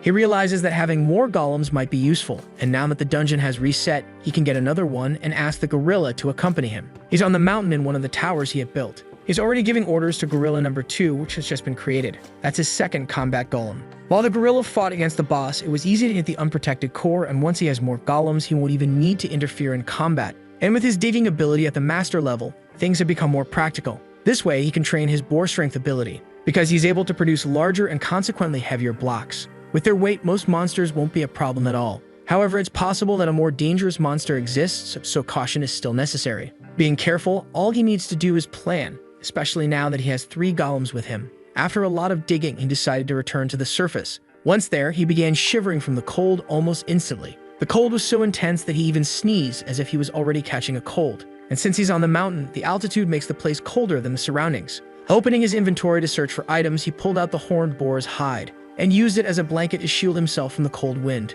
The little squirrel was there with him, bundling up. The coziness was so much that it put his little friend to sleep. The scene was cute enough to bring him joy. After a while, he asked the golems to stop marching, and once they stopped moving, there wasn't as much wind to make him feel cold. Dallin imagines that if he made a roof on the elephant, it could solve his problem with the excessive cold wind, and decided to put his idea into practice. Climbing down, he ordered the gorillas to secure the perimeter. He started handling the clay to shape what he wanted to create. Then he used his digging ability, but something unexpected began to happen in front of him. Making something thin like that was impossible before, but now that he's at a master level in this ability, he managed it. It was not only thin, but also extremely smooth, not even resembling ceramic. Pressing it with his fingertip, the piece broke because it had become too thin, compromising its hardness. Analyzing the piece, he realizes the edges need to be thicker to prevent it from breaking. Even so, he could make a piece that was strong enough. After many attempts, he finally managed to create a result that wasn't excessively thin. Now with the piece thicker, he wonders if it would be a problem if it fell. He spends a few moments deep in thought, imagining what might happen.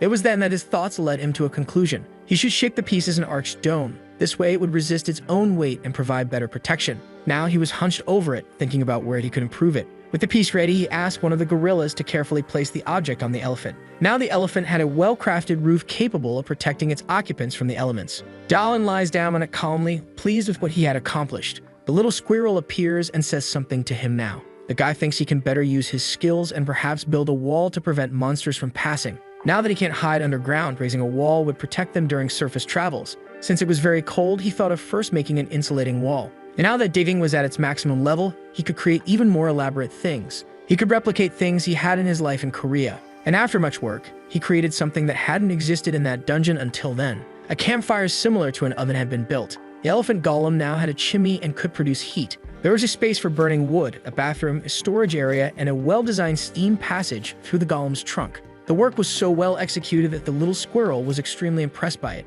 Another achievement was unlocked for creating a heating system, and the heat manipulation skill was added to the craftsman skill. He hadn't expected a reward for that, and he wasn't even surprised. 2 long months pass, and they were now in the historical ruins. The rabbit is incredulous at what he observes. Once again, the golem had been destroyed, and the players want to know what to do now. This is definitely not good. Dallin continues to collect the item from the level 1 boss. If things keep going this way, his superiors will start to complain. At his base, the guy just laments a little that he can't show what he's made to anyone else. If the rabbit were there, he would show him his entire army of golems, which now numbers 5. The group of golems advances up the mountain. The guy is inside the mobile home that his elephant has become. Through the window, he doesn't see any rats and assumes it's because they're now high up on the mountain. If they continue at this pace and without any unforeseen events, they'll soon reach the top. He finally dismounted from his elephant, and contemplating the horizon line, he was quite impressed with what he could see from there. The mountain range formed a beautiful landscape as seen from that spot. Perhaps that's why people enjoy hiking. The scenery is not only beautiful, but also takes you to places with refreshing air. He looks back for a moment, and something immediately catches his attention. In the distance, it's possible to see a fort, and he doesn't know why that structure is there. Now he's wondering what that could be. As he gets closer, his doubts only grow about why the historical ruins are in that place. He was far from the location of the first phase, and now he wants to know why it's called a historical ruin.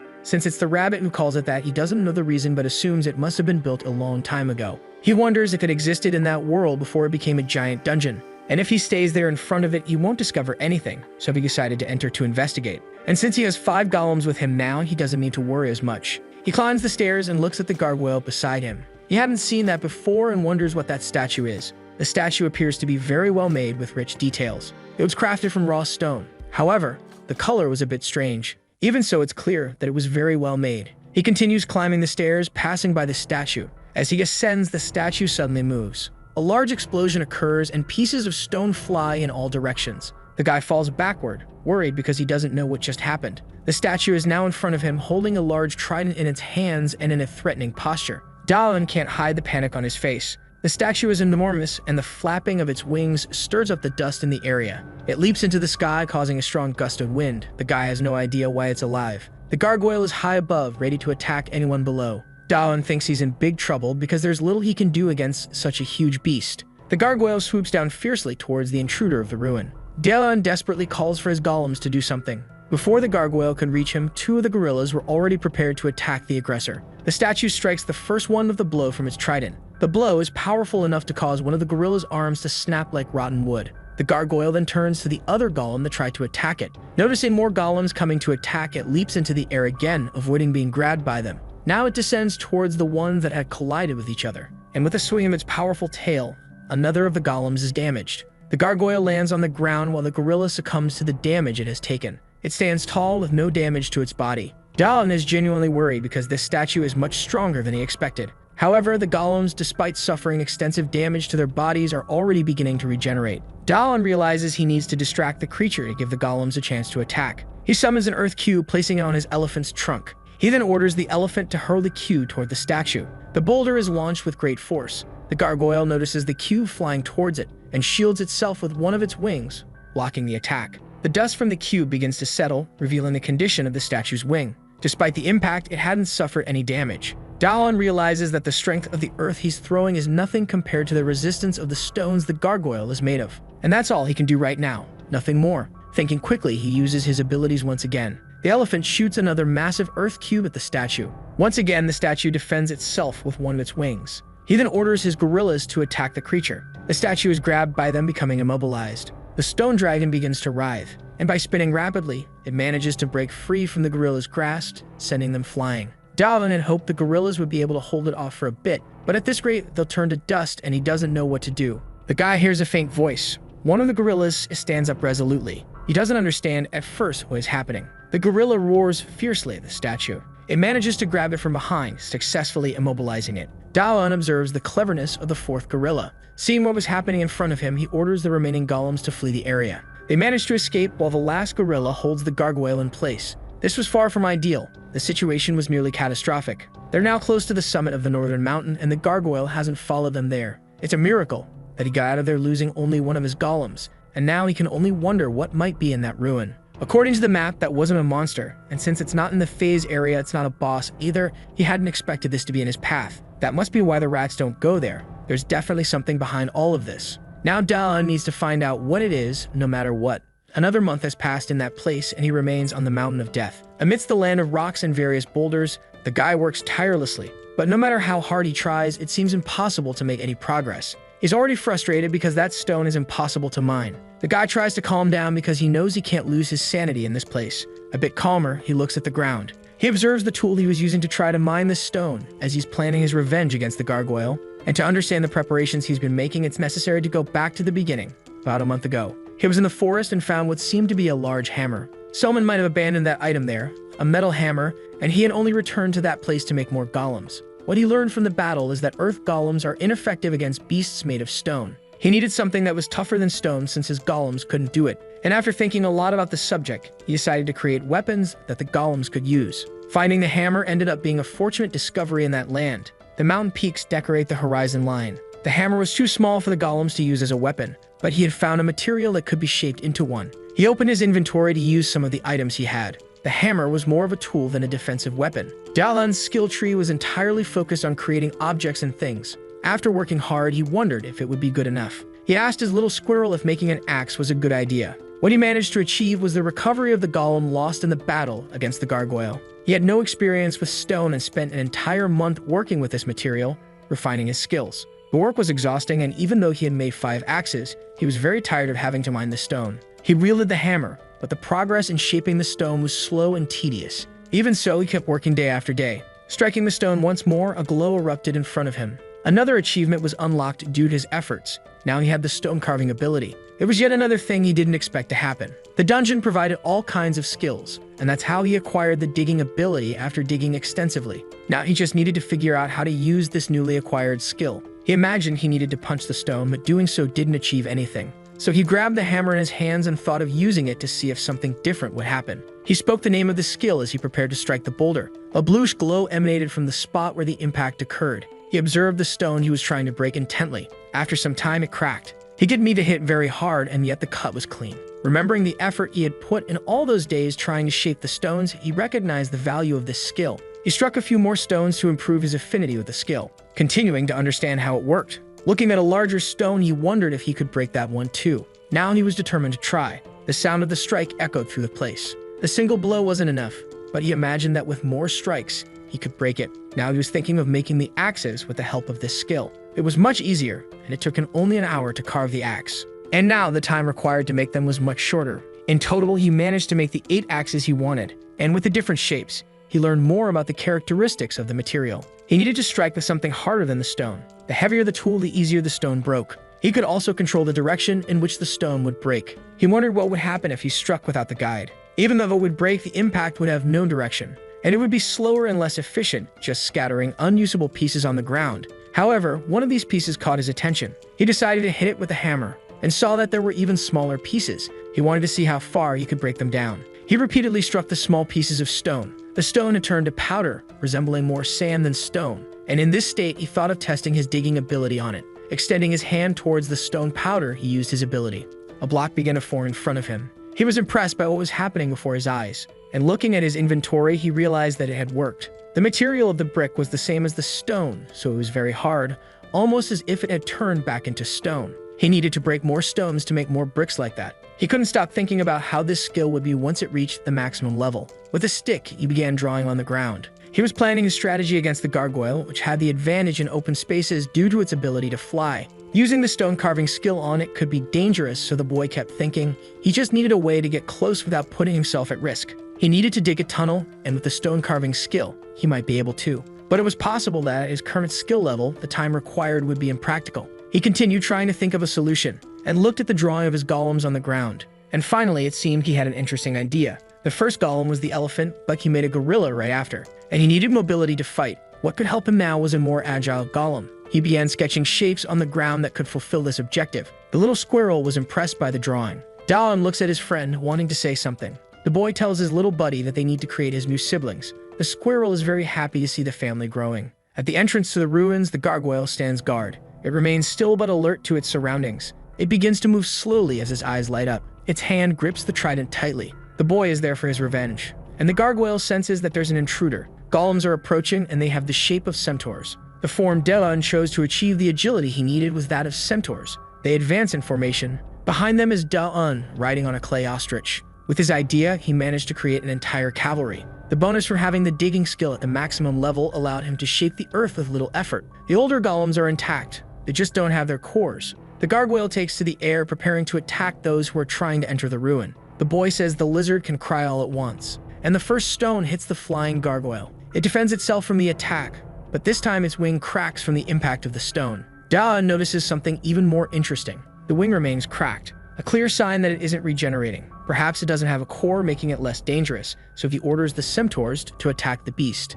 They advance, carrying the stones carved by the boy. The gargoyle descends to attack, heading toward the laid centaur. With its trident, it cuts through the centaur effectively. A second centaur tries to strike with the stone it's carrying, and the edge of its axe hits the shaft of the trident, breaking it. Even so, the gargoyle uses the broken weapon to slice through the centaur in front of it. The boy ordered the two that had attacked to fall back so that 2 others could take the lead in the assault. In this way, attacking in pairs, he could give his golems time to regenerate, and with more precise commands they could react better. This was only possible because he was issuing orders very quickly. No matter how strong the gargoyle was, it wouldn't withstand infinite attacks, and one of its weaknesses finally became apparent. It was now closer to the ground. Its feet were almost touching the soil, and Daon ordered his golems to grab the gargoyle's legs. It tried to take off again, but the golems were pulling it down. The boy advances toward the battle, mounted on his ostrich, and he remembers his friend's advice about the size of monsters. Because the bigger they are, the harder they fall. He remembers this saying and is focused on the statue's defeat. Closer to the battle, he created a staircase with blocks of earth. Getting closer, he reinforced the command to pull it down with more force. After some struggle, the gargoyle was thrown to the ground. While it's held down by the centaurs, Daon leaps toward the gargoyle. He opens his inventory while still in the air and attacks it by releasing several blocks he was carrying. The gargoyle is being buried by the stone blocks. The impact is violent, and the golems ensure it doesn't escape during the process. The gargoyle tries to move, but the successive impacts make it difficult. It attempts to flee once the stone blocks have fallen. But the boy now summons his earthen bricks, and more blocks fall on the gargoyle's head. Daon notices that the gargoyle is breaking the blocks with its mouth before they can hit it. There aren't many options left, so he opens his inventory once more and hurls the bricks he had made toward it. The gargoyle tries to react, but it's futile. In its mouth is a stone block, and above it is Daon, wielding his ore-mining hammer. The gargoyle is finally subdued with almost nothing left to do. Even so, the centaurs continue to immobilize it. The little squirrel celebrates from atop the ostrich. The boy prepares to strike the statue using his rock-breaking skill, and he hits it in the jaw while activating this sculpting ability. The impact point of the hammer begins to produce numerous cracks. The gargoyle implodes on itself. As the dust settles a bit more, the little squirrel tries to see what happened. The gargoyle's hand tries to rise, agonizing, but it soon stops moving. The squirrel celebrates the victory even more. The stone sculpting ability leveled up several times. After that battle, it reached level 4. Looking at the shattered statue beneath his feet, Daon celebrates, knowing his team had succeeded. Meanwhile, the rabbit is terrified by what's been happening. A monkey in a suit approaches him for a conversation. The mandrill asks how the rabbit has been spending his days. He's the guide for Phase 2, and the rabbit wants to know what he's doing there. The hierarchy of guides is based on the number of dungeons they control. The more dungeons one controls, the more respected they are. The mandrill is responsible for 2 dungeons, so he outranks the rabbit. And unlike the rabbit, the mandrill has a name. The rabbit asks what the mandrill is doing there, and the mandrill retorts, asking if the rabbit has been doing his job in the past few days. The rabbit says yes, but doesn't understand why the mandrill is upset. The mandrill asks again if the rabbit is sure about that, and once more, the rabbit confirms. The mandrill says the number of survivors reaching his phase has doubled and wants to know why the rabbit's performance has dropped so much. The rabbit promises to work harder, but blames it all on the Bolgado who keeps killing the level 1 boss.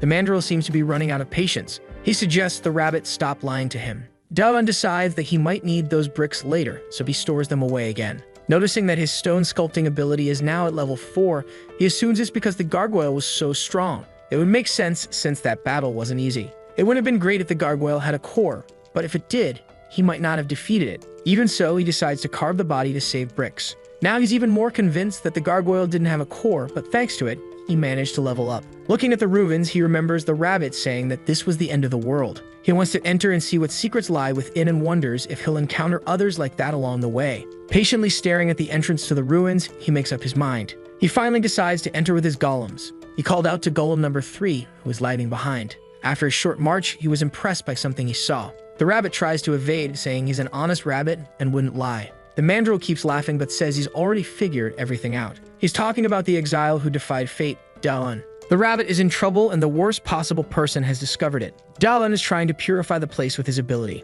He noticed that the place doesn't reset at all, and he can't explain why there are so many bones in that corridor. There are many carcasses, and he's starting to get a bit worried. One of the centaurs steps on a plate in the floor that sinks. This triggers a barrage of arrows that hit it in the head. He didn't expect to find traps there, but he's glad he sent one of the golems ahead. The golem looks at him, riddled with arrows, which is a bit bizarre. Even so, the golems aren't hurt because they regenerate. Seeing this, Daon praises their work. Then he orders them to break the walls so he doesn't have to worry about hidden arrows. An arrow falls to the ground, nearly broken. The boy praises his golems and suggests they take a break now. With them stopped, he begins to remove the arrows one by one. He finally removed the last arrow. The golem starts celebrating while he examines the arrows he removed. They are so old that they're falling apart. In the other traps, instead of liquid oil, solid oil fell, and some magic circles couldn't activate due to excessive mold. The boy wonders how many years that place has been abandoned. The squirrel is pacing in circles, passing the time. It suddenly stops, and Daon asks his little friend if something happened. The squirrel runs off, and the boy follows. Seeing to enter a small hole, he says that's a dead end. He then orders the golems to tear down the wall in front of him. They strike it together with devastating force. The power is so great that the boy thinks the heavens are on his side, and soon, his eyes widen. The squirrel points to something. There's an enormous gate, and he wonders if it's a hall where the boss is hiding. Running his hands over the gate, he senses that the boss there has already been defeated. Even so, he decides to use the boar's strength at that moment. He looks through a crack calmly, but soon his whole face is illuminated by what he sees. In front of him is a massive dragon skeleton. The little squirrel is in love with all those bones, but the boy holds it back, realizing the squirrel has a strong interest in bones. Not knowing what could happen, he orders his golems to enter as well and stay with him.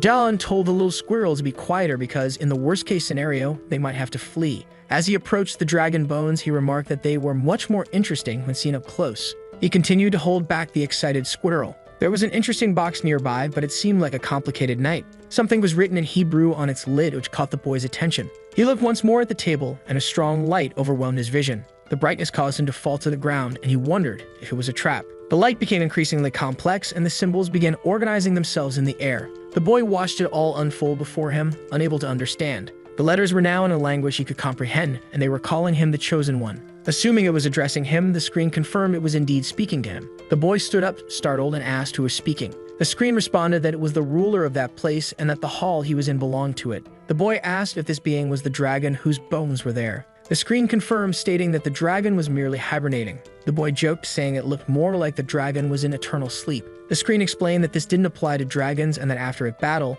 its life force was depleted, but to the boy, that just sounded like a fancy way of saying the dragon was dead. The boy felt pity for the entity speaking to him, assuming it hadn't accepted the passing of its master. But the screen insisted that the dragon hadn't departed. Changing the subject, the boy asked why the screen was so serious, sensing that it had a short temper. The screen then explained that the resurrection of the dragon was the reason the temple existed, and the boy asked why this hadn't been done yet. The screen revealed that the dragon's life force was at its limit. The boy joked that it's always the same, and the screen mentioned he was lucky to be the chosen one. Shifting topics again, the boy asked why the screen said he had what was necessary. The screen explained that it was because he had passed all the tests set by the dragon. He was qualified to meet Lord Earthia. The boy tried to recall when he had passed those tests. The screen asked if he had already forgotten the challenges he faced to get there. Now he could associate the difficulties he had encountered. The screen congratulated him for accomplishing all this, and the boy thought he might receive something in return. His eyes sparkled with anticipation. The screen then said he would inherit the temple, which made him happy.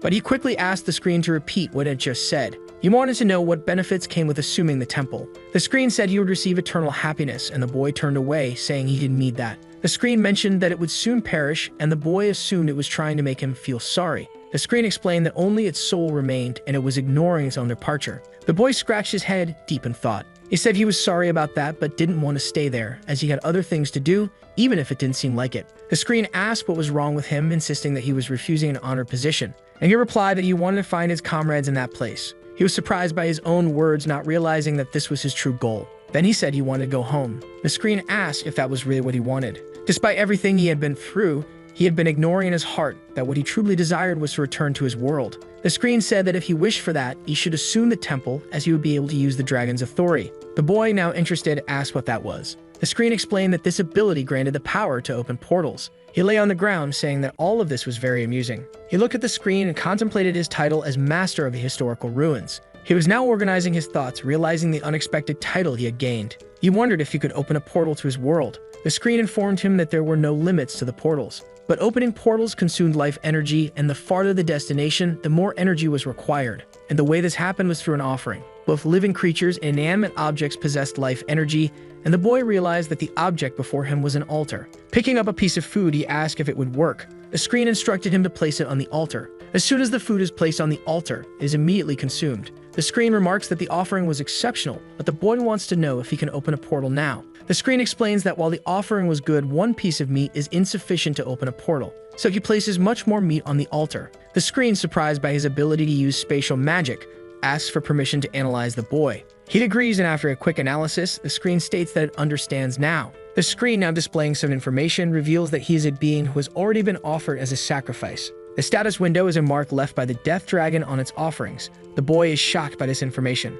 His status window has changed, and he hopes he is no longer an offering. He begins to think that his friends might also be offerings, like him. He became the master of the ruin because the screen said it would erase the mark of the offering, but he still wants to know if he can use the portals. Noticing his new abilities, he realizes they are quite powerful. He calls out to the screen, now known as Alpha. He asks if he can enhance his new abilities using vital energy, to which Alpha replies that he can. He is determined to use everything at his disposal to achieve his goals. He plans to offer more sacrifices than the system can handle. Alpha asks if it can make a request, and the boy wants to know what it is. Alpha asks him to restrain the little squirrel that is gnawing on the dragon's bones, and the boy is surprised, not even realizing when the squirrel got there. Meanwhile, the mandrill is still intimidating the rabbit. The rabbit can't believe he's being demoted. The mandrill says the rabbit allowed an offering to the death dragon to escape, which made him fail as a guide. The mandrill came there specifically to strip the rabbit of his powers, but the rabbit knows that the mandrill had wanted to get rid of him for a long time and finally found a pretext. The mandrill repeats that he is now in charge of that area. The rabbit asks where he should go now. The mandrill says that's not his problem and that the rabbit isn't square, so he'll manage. He orders the rabbit to hunt down the survivor and bring him to the mandrill. The rabbit wants to know what will be done with the boy. The mandrill says he needs to be taken down, and that this is the rabbit's final mission. Now the rabbit realizes the truth. The mandrill wants to eliminate him. The boy tells Alpha he has one last question before he leaves. He asks if Alpha knows that he wants to go home, and Alpha confirms this. The boy wants to know if he'll be able to leave peacefully once he's prepared everything, and Alpha says yes, as long as he finds a replacement. He asks if he can go out to find a successor since there's no one there. It's just an excuse. He wants to go back, but he doesn't want to abandon his friends. The next day, in the Mountains of Death, someone is wandering aimlessly. It's the rabbit, searching for the human. He's frustrated, unable to believe the boy has gone so far. Seeing several towers, he assumes this is the path the boy took. Meanwhile, more meat is placed on the altar. Alpha consumes the offering to produce vital energy. The boy asks if it's possible to use the vital energy from all the offerings, and Alpha confirms that it is. He wants to use the first ability he gained in the temple, opening portals. Placing his hands on the ground, he manages to create a portal in front of him. Now he observes it, curious to know where it will lead. Alpha explains that in its current state, the portal leads nowhere, as 2 portals need to be created. The boy finds this illogical since he can't create a portal in Korea. Alpha explains that his ability is still restricted by its level, and that when he perfects it, he'll be able to go wherever he desires. Alpha adds that if he continues progressing at this rate, he'll master the ability in 20 years. Eager to test the ability, the boy summons another portal next to the first. Now they're connected, Alpha says. Alpha explains that if he enters one, he'll come out the other, and the boy is excited to test this. And that's exactly what happens, but his little squirrel didn't go with him. Even though the squirrel tries to force its way in, it cannot enter the portal. Alpha explains that only with the master's permission can other beings pass through the portals, so Delon gives permission for the little squirrel. As soon as he says this, the squirrel is able to pass through and begins to playfully jump in and out of the portals. Dalan then asks if his golems can do the same, and Alpha confirms that they can, though will consume a bit of mana. Dalan finds this very cool and already imagines summoning his golems anywhere. Alpha agrees that it's a good idea, but suggests that if Dalan is ever endangered, it would be better for him to use the portal himself. Dalan stretches and says he's going outside because it's too stuffy inside. Outside the ruin, he celebrates. Looking at one of the peaks, he imagines there must be something behind it. He moves closer for a better look. Peering down, he is soon impressed by what he sees. It's a vast sea of clouds, and Alpha asks if he finds it beautiful. The boy replies that he does. He asks Alpha if it knows what's beneath the clouds, but Alpha says it doesn't care about anything outside the temple. The boy comments that normal people might have a problem with loneliness, but he's used to it. Curiosity is natural, and he decides to create an observatory there. Soon, his tower is built. With it, he can get a sense of the surroundings using his mini-map. The map reveals that they are surrounded by trees. He thought that this was the end of the world, but it seems they are surrounded by plains, and Alpha asks if he plans to descend the mountain. Alpha is concerned about losing the temple's ruler, but the boy says he's come this far and wants to explore. Alpha asks why he wants to descend the mountain, but the boy is distracted, deep in thought.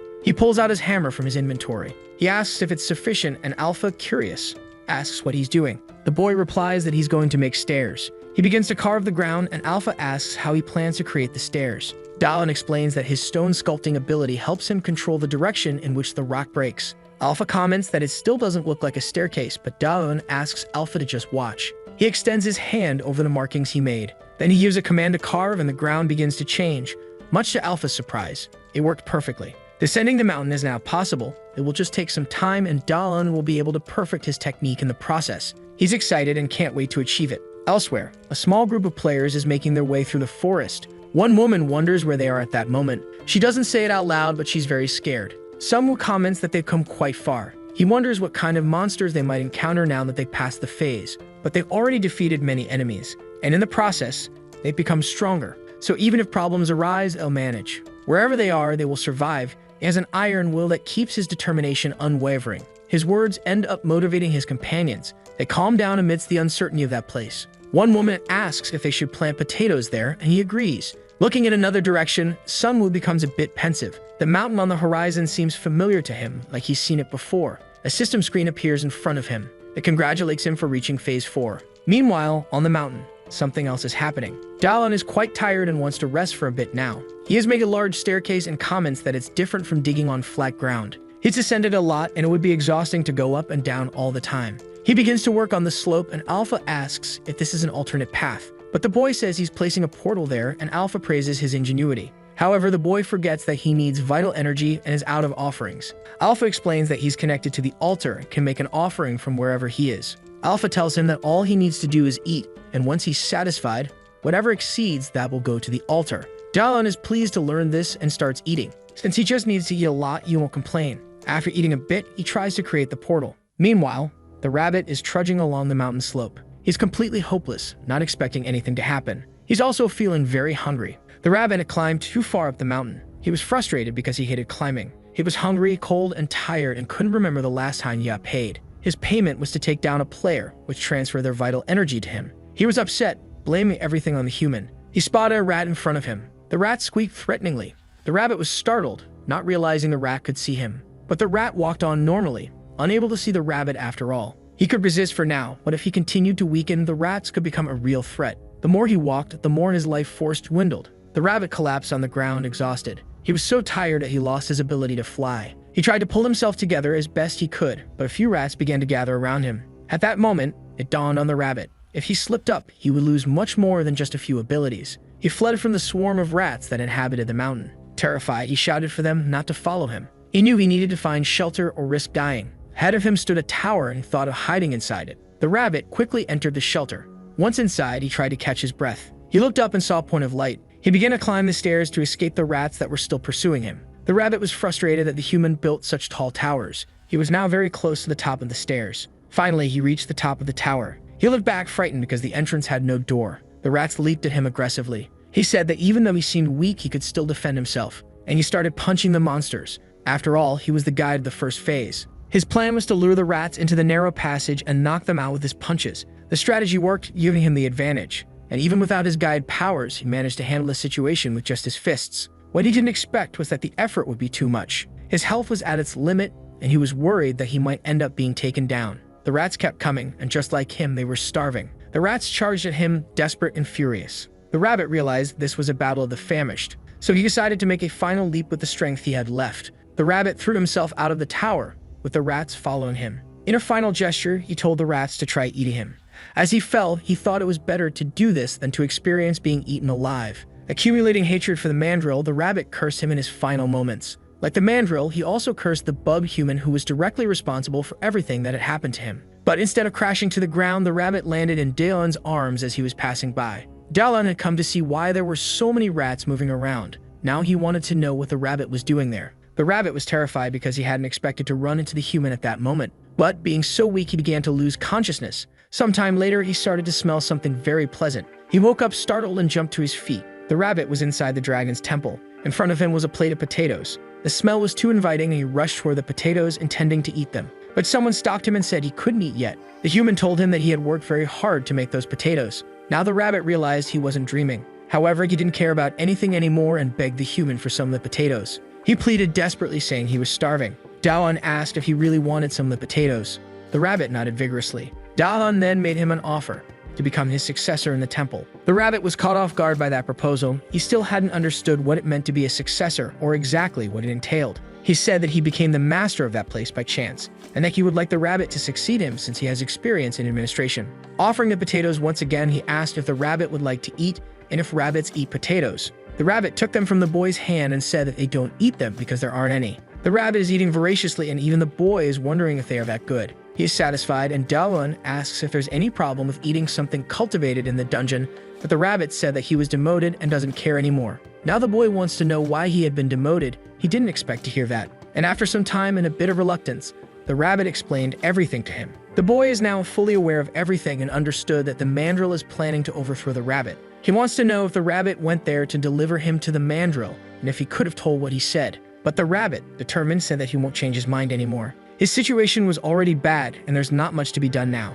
Now he wants to know more about this thing of becoming a successor. One door closed, but another is opening now. And resolutely, he says that his dedication is now entirely to Dalan. Alpha was listening to everything and asked if he could interfere now. The rabbit started sweating cold as soon as he heard the voice because he knew it was Earthly the dragon and he had no idea that he was in his temple. Alpha asked them to go to the altar and the rabbit was hesitant, fearing he might become a sacrifice, but the boy assured him that it wasn't about that. The rabbit asked if he had managed to open that door, and Dalan said that he would be surprised much more. In opening the door, he said the rabbit would probably go crazy. The sight was really too much for the rabbit, who couldn't hide his emotions. On the ground, there was a small sprout developing, and Dalan introduced him to his potato plantation that covered the entire floor of the hall. The rabbit couldn't believe that Dalan had turned the secret room into a plantation where Earthia's skeleton was. And the boy said that to survive, food was necessary, so he couldn't waste such a useful space. And he said that the dragon must have liked the plantation, and both the rabbit and Alpha said in unison that no, he probably didn't like it. Alpha said he was almost crying for having someone else with common sense there, and Dalan couldn't see anything wrong with his conduct.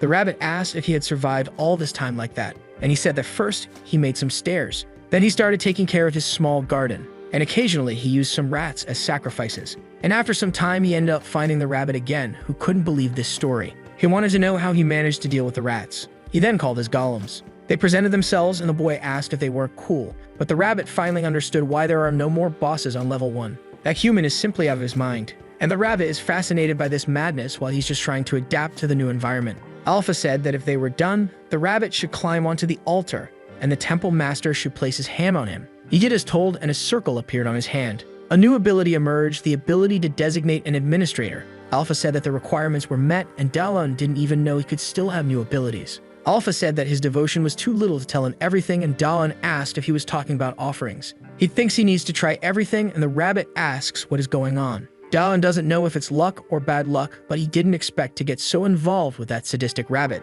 Extending his hand once more, the circle reverberated in his hand. He designated the rabbit as an administrator, and his clothes started to shine, as did the power that was renewed in him. After shining brightly, his clothes returned to their normal color. He had become an intermediate administrator, but didn't have a name yet. He couldn't believe he had gone from being a guide to becoming an intermediate administrator. Alpha said that the rabbit's previous experience helped him, and he celebrated by saying that the flat earth had turned over. Dalan didn't expect the rabbit to be so happy about that. He called him master and said that all of his loyalty was his, and that he wanted them to forget the past, and Dalan just asked him not to be over the top. But he remembered that they had been through a lot at the beginning, and he ordered the rabbit to kneel, who didn't understand. It finally hit him. The rabbit had gained a new master along with his new title. Dalan ordered him to look down now. The rabbit received his first command. He is in the garden planting potatoes, a whole bunch of them. The rabbit is already exhausted from so much work. He asks if he really has to do that, and the boy says he needs to pay for his sins. The rabbit realized he had become a slave and needs to urgently think of something to change this situation.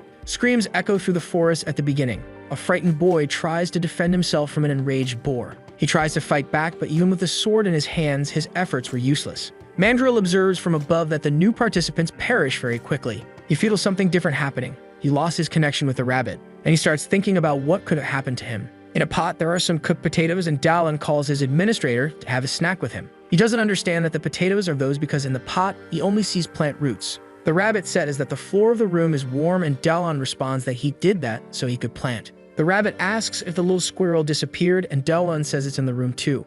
He has his mouth full, and the rabbit wants to know what he ate. Dalan said that the squirrel likes to eat bones. The rabbit asks why the squirrel climbed onto the golem, and Dalan told him not to do that. With his tiny hands, he made a hole in the golem. Once the hole was open, he was ready, and he opened his mouth, dropping the bones inside. As soon as he did that, he quickly closed the hole and hid his bones. Dalan said it must be a habit of storing food, but he wished the little squirrel would stop doing that. With him in his hands, he started noticing something. He had a task for the rabbit, who said he had just started resting, but he ordered him to get up anyway. The rabbit is very annoyed because careful and hardworking bosses are the most annoying. The rabbit is now carrying the bones from that place. He wants to know why he's carrying those bones, and Dalan already knows what to do, so he called everyone there. He ordered the golems to crush the bones, and the rabbit was afraid of their strength. Once that was done, Dalan used his purification ability, and he told the rabbit to spread the bone dust over the field, and he asked why he should do that. He said that they are fertilizers, and the rabbit was thinking that he was crazy, but now he understood and even found it genius.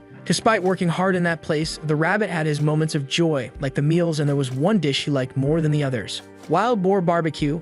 It was simply fabulous. And with excitement, he takes each piece of meat to his mouth. He feels like he is being transported to paradise with every bite of meat he consumes. Outside the ancient ruins, something is happening. The mandrill is perplexed by what he is seeing. The boss was no longer there, only his remains. The core was already in Dalan's hands, and farming golems is another thing the rabbit loved. He asked why the rabbit was smiling, and he said he's sure the mandrill must be going crazy right now, and he knows exactly how he must be feeling. He didn't expect there to be a tunnel there. That is why he couldn't find Dalan, who asked why he seemed offended, and the rabbit changed the subject. He suggested placing a portal there so they wouldn't always have to walk, and Dalan praised the idea. The portal was immediately created, and soon they were home. Alpha warned that he was wasting vital energy, but Dalan said that it was an investment, and now that he was there, he had something else to think about and do. The potatoes had grown too much, and the rabbit says they eat people now.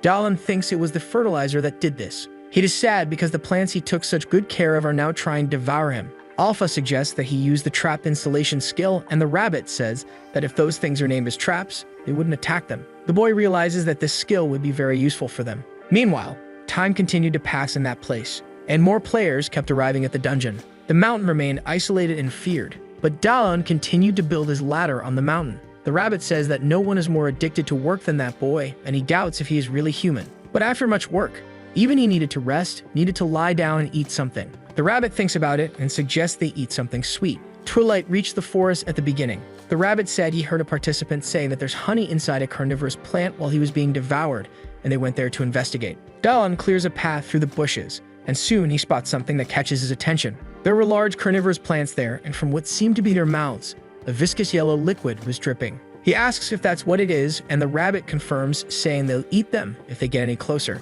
Dalan thinks for a moment about what he can do now. One of the golems starts lifting a block of earth. Through a portal, the golems come out and collect the plants.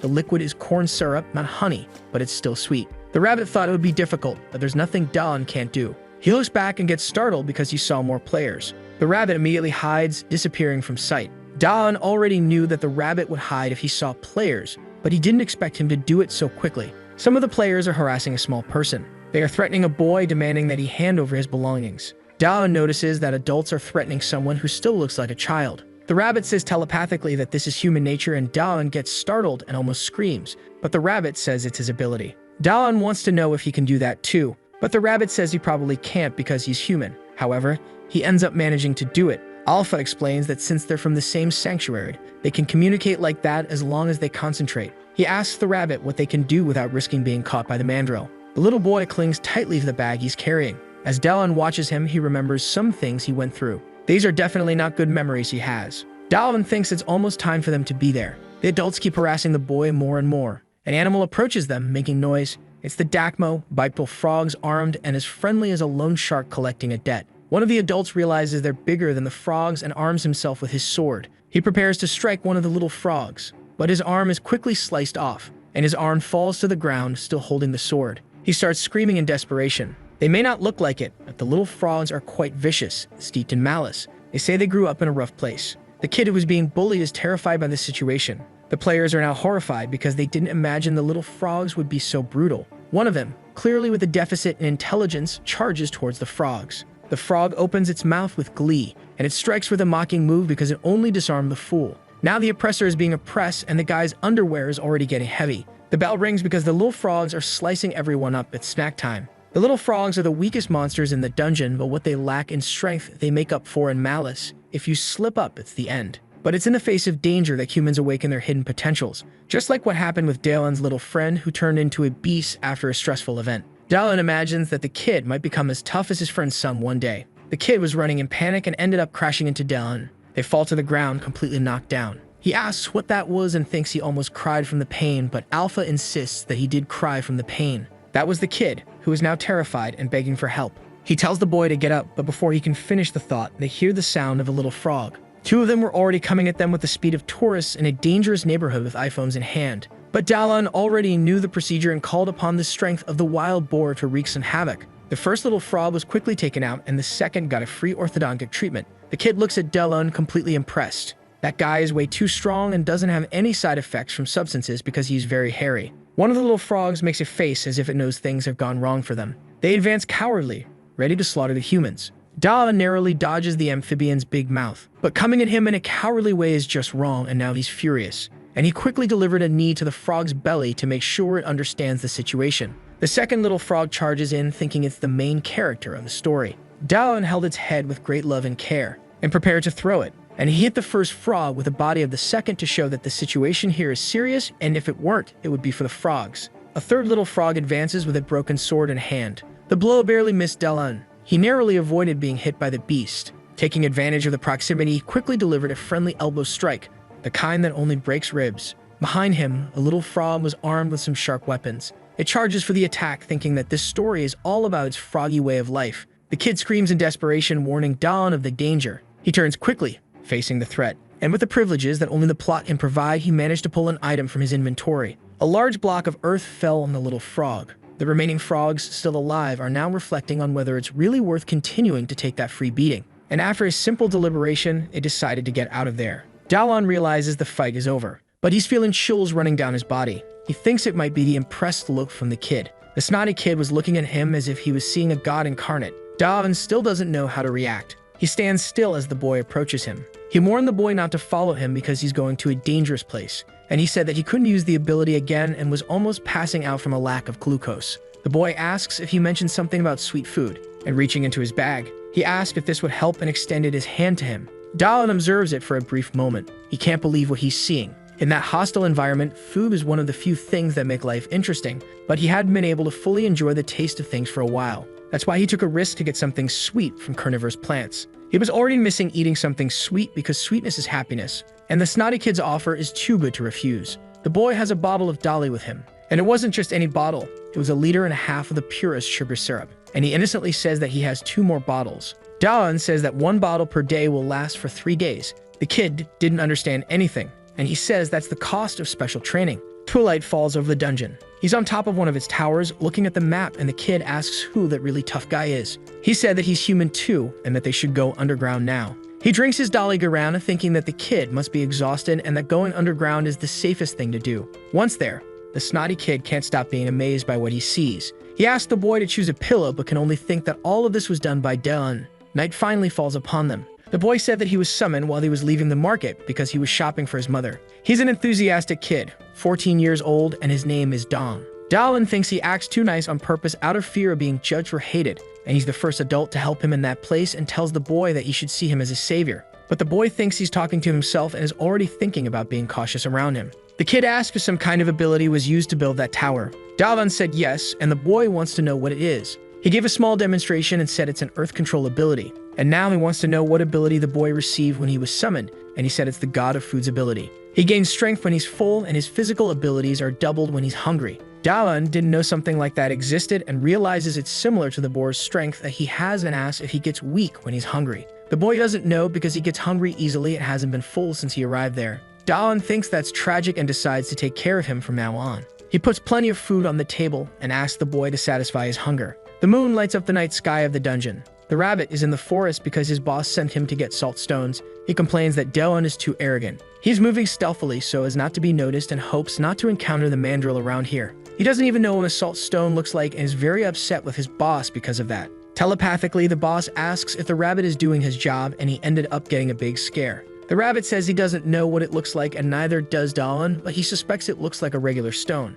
However, he asks the rabbit to come back because it's already late, and he wants to know if the boy is still there and that he's very hungry. Dalan tells the rabbit that he finished making the barbecue sauce. The rabbit was so happy about that he shouted in the middle of the night that his boss was the best there is. He returned to the cave, and his boss thanked him for his hard work. He laughed at the rabbit's camouflage, which looked funny, and the rabbit said it was his fault for making him go out at night. He removed the camouflage, and Dalan asked him to keep quiet because the boy was already asleep, and the rabbit asked for soda, but there was only a little left. The rabbit complained about the taste of the drink, saying it tasted like meat, and Dalan said he knew he would react that way. He told the rabbit that he should eat the leaves he was wearing, but the rabbit said it was awful to have to eat leaves. Dalan told him he shouldn't say things like that. And with the rabbit squirming on the floor, he noticed something. He reached out his hand toward him, and the rabbit began to apologize, worried. He begged to be spared because he thought he was about to be punished. But Dalan simply removed the leaf that was still on his face. He tasted the leaf, and the rabbit asked if he hadn't also said that he didn't like leafy greens. The boy took out a piece of meat, much to the rabbit's surprise. The rabbit wanted to know if he was going to eat the meat with that leaf, and Dalan said he would show him the taste of paradise. And showing him, he said that he had finished wrapping the meat, and he made sure to put it in the rabbit's mouth. The rabbit fell in love with that combination of interesting texture and wonderful flavor. Dalan explained that the leaf on his clothing was edible, and that it's even better with meat. That leaf is perilous leaf, and he had the rabbit collect more of them. And after using the leaves, he also used the remaining seeds, and in a large pot, he fried them over the fire. And after pressing them, he managed to extract oil from them. He finally produced perilous oil. Now he only needed salt to complete the sauce. The rabbit didn't know what that was, but Dalan said he would know as soon as he brought back a salt stone. The day dawns in the dungeon. The boy has a piece of meat in his mouth and a stick in his hands.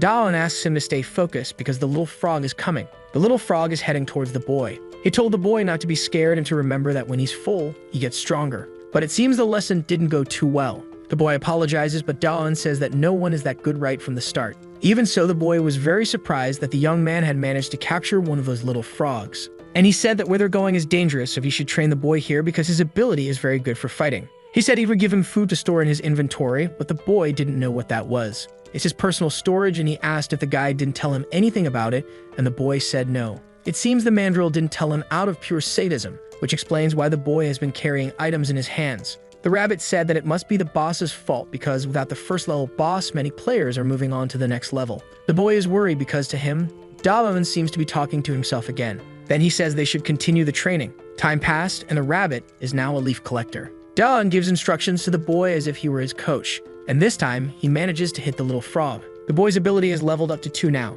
He signals his thanks to Dalan, who is watching him with gratitude for the progress made. The last day of training arrived, and the sun heated up the dungeon. The two of them are now in what is called the Burning Desert. 2 humans were there now, and with them, a rabbit. After hearing that he had seen a salt desert, he made him lead them to it. The heat was so intense that it irritated Dalan, who said that if they didn't find anything, he would be upset with the boy. And the boy said it was someone from his group who said that near the desert, there was a place with white sand that appears when the tide goes out. Dalan hopes to find it because they have a bottle full of oil. And he says that he has now made up his mind. That night they will have braised pork belly for dinner. 15 long minutes of walking through the desert passed. Dalan is exhausted and starts to imagine that they won't find anything there. Even the boy is losing hope and says it's hard to walk in the sand because his feet keep sinking. He says that the salt desert might not exist, but that's not what Dalan was talking about. Their method might be wrong. And in front of the boy, he installs a portal. He told the boy not to be surprised and asked him to stay behind him. And from the portal, the golems begin to emerge.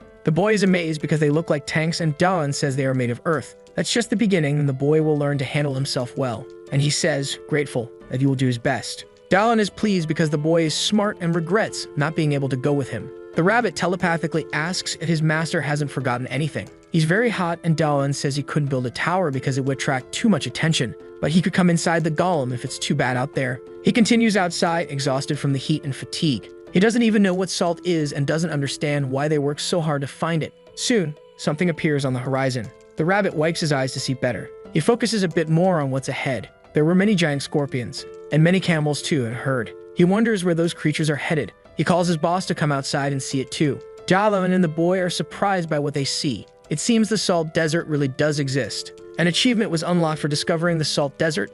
The reward is to enhance the taste of the salt. Dalan doesn't even understand the reason for that achievement, and the boy is very impressed because he had never seen anything like it. He boasts to the rabbit, who says he's not like the mandrill. The little boy takes a bit of salt on the tip of his finger, and tasting it, he confirms that it's really salt. The whole ground is made of salt. He suggests they compete to see who can collect more salt. He asks the boy what he said, and the boy realizes that Dalan had already collected quite a lot of salt. The boss says that amount should be enough. They have the perfect combination to make that day's dinner, and the rabbit doesn't understand why they went through all that trouble just for that. Dalan gives the boy some blocks of salt and says they should last him a lifetime, to which the boy thanks him and says he will remember him. And the young man returns the thanks because they only found it thanks to the boy.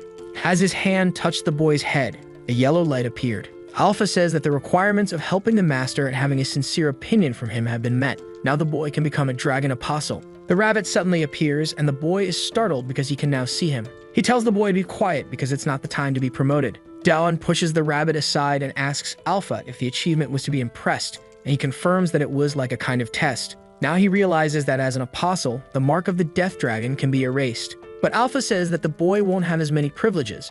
Dalan wants to know what the good part of that is then.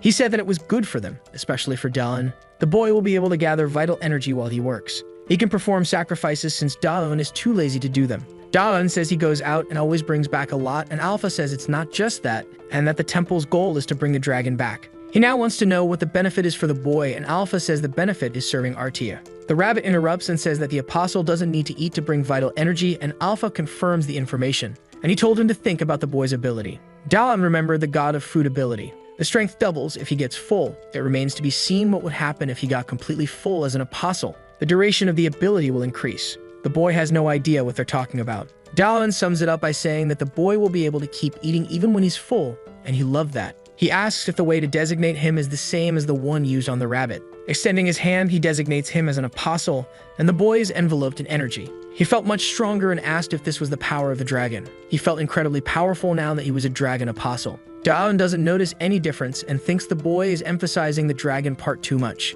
The snotty boy shouts out loud that he's now a dragon apostle. Daon thinks he's thirsty for attention. The rabbit doesn't know what that's about, and the young man says it's something you gain with age. The kid is very happy, but he quickly looks scared in a certain direction. They were surrounded by giant scorpions. He asks his boss what they will do now that they are surrounded. Daon says they'll think of something. He's not even worried. He mentions that this is the boy's graduation test. The boy can't believe he has to do this, and Daon says he just needs to avoid the venom and thinks that even if the boy gets hurt, he'll heal him. The young man calls for the elephant golem and promptly climbs on it because it's fun to watch a fight from up high. The rabbit says they're weak monsters, and Daon encourages the boy, reminding him that he's now a dragon apostle. He throws a bet into the boy. He tells him that even though he's scared, he should remember what he trained for, and the boy remembers why he needs to become stronger. The boy was almost ready to give up on his training. He doesn't even know why Daon trains so hard, and the young man says it's tough to be young and have to work so hard already. However, the boy should continue because he's capable of doing it, and the reason for this is just one thing.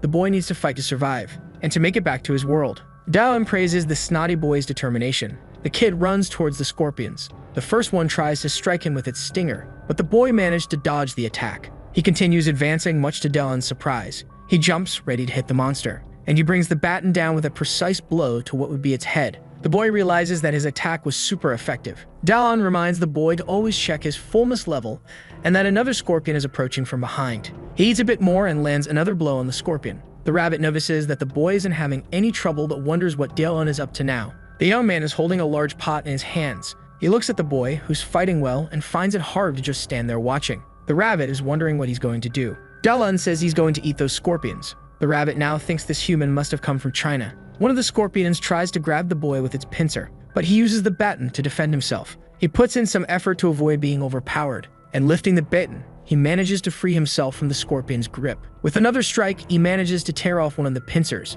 It falls to the ground, lifeless. Daon calls for his successor, who responds timidly, and he orders him to collect the scorpions. Given the possibility of venom, he purifies them with his ability. One of the pincers is now in the basin.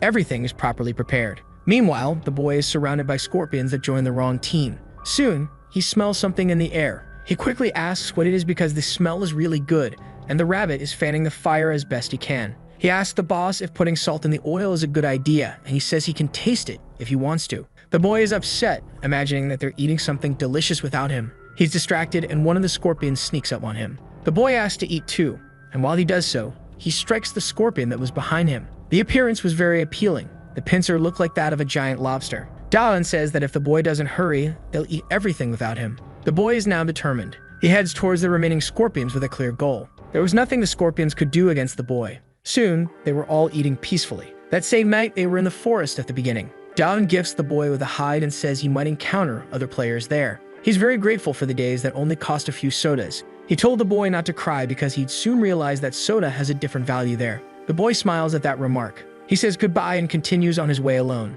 But Daon hopes they'll meet again in the future. Not just the boy, but all his friends. Daon is at the dragon's temple and asks if the little squirrel was okay in his absence. He's sad about parting ways with the boy, but happy to have made it back home. Now he sees that the little squirrel probably didn't stop eating because it's quite chubby. Alpha asks if he could take care of the temple like it's his home, but the young man thinks he's being annoying. But after thinking a bit more, he decides he'll work more on the temple. Alpha has been observing him and thinks that human is impressive, and only time will tell if he found that temple by luck. Investigating the temple, Daon was thoughtful about some things. He wants to know if resetting a trap will bring the oil back to it, and Alpha says yes. And he asked the rabbit to bring it, much to Alpha's surprise. Appreciating the rabbit's work, he said he'd let him eat some meat. Alpha wants to know what he's going to do, and Daon tells him to watch. He cleaned the pot and filled it with the oil he had made. Now he used his trap installation ability. Then he removed the oil and used the trap reset ability. The idea worked. He had made more oil now. Alpha asks what kind of trap that was, and Daon says it's an infinite oil source, much to the system's annoyance. Alpha's patience had reached its limit. The day dawns in the first phase region. Mandrill notices that the boss has disappeared and the boars are becoming increasingly scarce. Quality is better than quantity for vital energy, and the first phase isn't filtering them well. Only the little frogs are in sufficient numbers, so he needs to do something about it. A stone falls to the ground, bouncing. It's the rabbit who kicked it. annoyed at having to collect more leaves. Dalan told him to do that while he built the staircase. He could refuse, but then he wouldn't be eating meat anytime soon, which made the rabbit extremely frustrated. Nearby, some movement catches his attention. There was a small group of little frogs walking by. He hid, thinking it was the baboon, but it was just frogs. And he saw they were armed with enchanted weapons. Those items shouldn't be in the first phase. Mandrill appears behind the rabbit without recognizing him, almost scaring him to death. The rabbit is now sweating cold, completely terrified. Mandrill looks at the bush below him. He saw familiar white fur and ears. Now the rabbit was even more terrified. Mandrill reaches out his hand to grab the rabbit, and pulling him by the ears, he realizes it's just an ordinary rabbit. He observes it for a moment. The rabbit is munching on some leaves, and he confirms that this isn't the rabbit he was looking for because he's using an ability that deceived him. Mandrill tosses it aside, uninterested. The rabbit stays on the ground for a few moments. He starts trying to get up. In front of him are some little frogs looking for a snack. One of them prepares to strike him, but the rabbit, enraged, shakes off the frogs, saying that Mandrill will pay for this one day. On the opposite side of the mountains, Dalan works with great dedication. Being on the mountainside makes him adrenaline-fueled, and he asks the ostrich to watch over him. He brought the golem as a precaution because he was always crossing the cliff. His stone-breaking ability was already at level 7. Sacrifices are hard work, but repetitive tasks are his specialty, like breaking the cliff. And suddenly, a message appears saying he had entered stage 4. Even he wasn't expecting that. In his mind, it didn't make sense for the stages to be so close, and Alpha says he doesn't know what was done with the land. Dalan asked what Alpha had said. The color of the mist in that place was different, and it also had a different smell. Dalan begins to lose consciousness. After a while, he wakes up with the ostrich in front of him. Alpha asks if the temple master has woken up. He asks what happened, and Alpha thanks him for bringing the ostrich. The mist is poisonous, and the ostrich brought him back before something worse happened. That was a close call. Dalan needs something to help him with this, and it seems he had an idea. Alpha says he should return to the temple, but the young man says he'll continue descending. With a handkerchief in hand, he says he'll deal with this fine dust, but Alpha insists again that it's poison. Alpha can't believe he wants to go through the poison using just a piece of cloth. He says no, what if he uses the purification ability on the handkerchief? It might work. At first, that ability wasn't very good. He used it to purify mushrooms, but after a while, the ability didn't develop any further. No matter how hard he tried, it didn't progress until the poison cloud appeared. The gas mask is just a small protection. His plan was to use the ability on the entire poison cloud, and he began to use his ability little by little, and he noticed that the clouds didn't regenerate, which would make his job of clearing the path easier. He purified the cloud and made the staircase repeatedly. This would be very tedious for some people, but Dalan isn't a normal person, and after much effort, he managed to pass through the thick mist, contemplating a beautiful scene. In a single day, he reached level 10. Perhaps by increasing the ability, he might be able to purify even bigger things. Birds fly across the dungeon sky, but one of them has a silhouette that's far too different. Dalan tries to see better because it was too big, and the griffin was already too close to him on the mountainside. It attacks him with its claws. The attack kicked up a lot of dust in the area. Dalan had protected himself with a block of earth. Letting it go, he made his way back with his ostrich. He ordered the golem to climb as fast as it could. The griffin watched them fleeing up the stairs. It took flight in their direction. The beast sensed something was wrong. It halted its advance upon reaching the poisonous cloud, as if it were a barrier separating the phases. Dalan saw that it couldn't pass through the cloud, acting as a boundary between stages. Soon, the griffin gave up and returned to where it came from. Stage 4 might be full of such creatures, and now he doesn't know what to do. The griffin is flying high above. It clings to the mountainside with its powerful claws. It sees that above it are the stairs and the poisonous cloud. It climbs the slope carefully, and finally reaches the stairs. It begins to follow the path now that it's clear. Unaware of what was approaching, Dalan continues to excavate the mountain. His carving ability is now at level 8. He was pleased with this because if he continues like this, he'll be able to descend much faster. The rabbit is returning to the temple, tired and thinking about talking to his boss. Finding leaves is becoming increasingly difficult, and his boss never seems to get tired. He even wonders what that human is doing now. High in the sky, a griffin is flying. The rabbit can hardly believe what he's seeing. Dalan is exhausted and thinks about stopping to rest for a while. Telepathically, the rabbit says they're in big trouble. He's panicking, saying that things have gone crazy. Dalan wants to know what it is, and the rabbit says there's an eagle there, and Alpha corrects him, saying it's a griffin. Alpha says it must be stopped because if the temple is destroyed, the contract will have problems. Dalan has no idea what contract he's talking about, and Alpha says he could lose the temple's abilities to Dalan's despair. The griffin soars into the sky with its wings and dives down, destroying part of the ruins. The debris begins to fall to the ground. The rabbit is thrown aside. He wonders if he should flee now. He only receives useless orders and wishes he could find his safe shelter, but he pauses to think about it. He shouldn't think about it because that place is now his home. The rabbit becomes resolute and determined. Dalan arrives and puts his hand on the rabbit, saying that's the spirit, but he made one mistake. That temple in front of them. It was their home, and it would be protected. He calls his golems to assist him. They appear, ready to obey. The griffin hovers above them in the air. Da-un looks at the griffin and asks if it had already forgotten about him. The griffin screeches angrily. As it approaches, Da-un summons some cubes and orders the golems to hurl them at the griffin. The first block hits it squarely. The dust obscures the view of what happened, and the griffin emerges unscathed from the attack. Da-un is impressed by its physical resilience. The rabbit says it must have caused some damage, but they need to attack with something sharp. Da-un opens his inventory to see what he has. He grabs a spear and uses the strength of the boar, and hurls it forcefully at the griffin. It strikes, seemingly embedding itself in the creature. Da-un realizes he hit it. The griffin writhes in pain and strikes the spear with one of its paws, and it falls among its feathers. The young man concludes that his throw wasn't strong enough, and now the griffin seems even more enraged. It resumes its assault on the temple, much to everyone's dismay. Alpha says something strange is going on because the griffin is focused on the temple, not Da-un. Alpha suspects it's searching for the altar, which makes sense given the direction of the attacks. Da-un remembers the dragon's chamber, and the rabbit says the griffin is headed for the altar. The rabbit explains that it must have identified that the altar is the temple's energy center, which is why it's targeting it. Da-un thinks that if they go there, they might be able to stop it. He tells the rabbit to take care of the golems and runs off. The rabbit is frustrated because the golems don't listen to him. Da-un is searching for the griffin. The rabbit thought Da-un would do something clever, but he just ran off. The young man is on the ostrich, looking for something, and he finds what he was looking for. Inside the temple, the griffin is breaking walls with its strength. It has finally reached the place where the altar is located. He's positioned behind the carnivorous plants. The griffin is drooling with anticipation, but its beak is struck by a rock. It was Da-un trying to get its attention. He said that this place is cruel for invaders, the potato field. The vines surge forward, attempting to capture the griffin, which is now startled. The griffin is completely entangled by them. It struggles with all its might not to be dragged away, and the vines begin to snap under its strength. Da-un didn't expect this creature to be so strong. He opens his inventory while running. He searches for items that could help him. He places an item on the ground and Alpha asks what he's doing. The young man says that if attacking from afar doesn't work, maybe up close it might. With his hand on the ground, he reset the trap in the room, and from the ground, structures begin to emerge. The trap had reset, and he orders the arrows to be fired. They are launched directly at the griffin. The griffin can't dodge because it's held by the vines. The arrows hit the griffin squarely. Alpha was pleased with this, as the traps had been used very effectively. The attack ceased after a while, and Da-un asked why. Alpha explains that the arrows ran out and the trap needs to be reset again, but Da-un doesn't have enough vital energy for that. The griffin is motionless, and he's unsure if it's alive or if it's been defeated. Its eyes were closed, but as soon as he approaches, the eyes snap open. The griffin moves, destroying the arrow trap. Da-un can't believe this creature is so strong. Now he thinks it might be the end for him,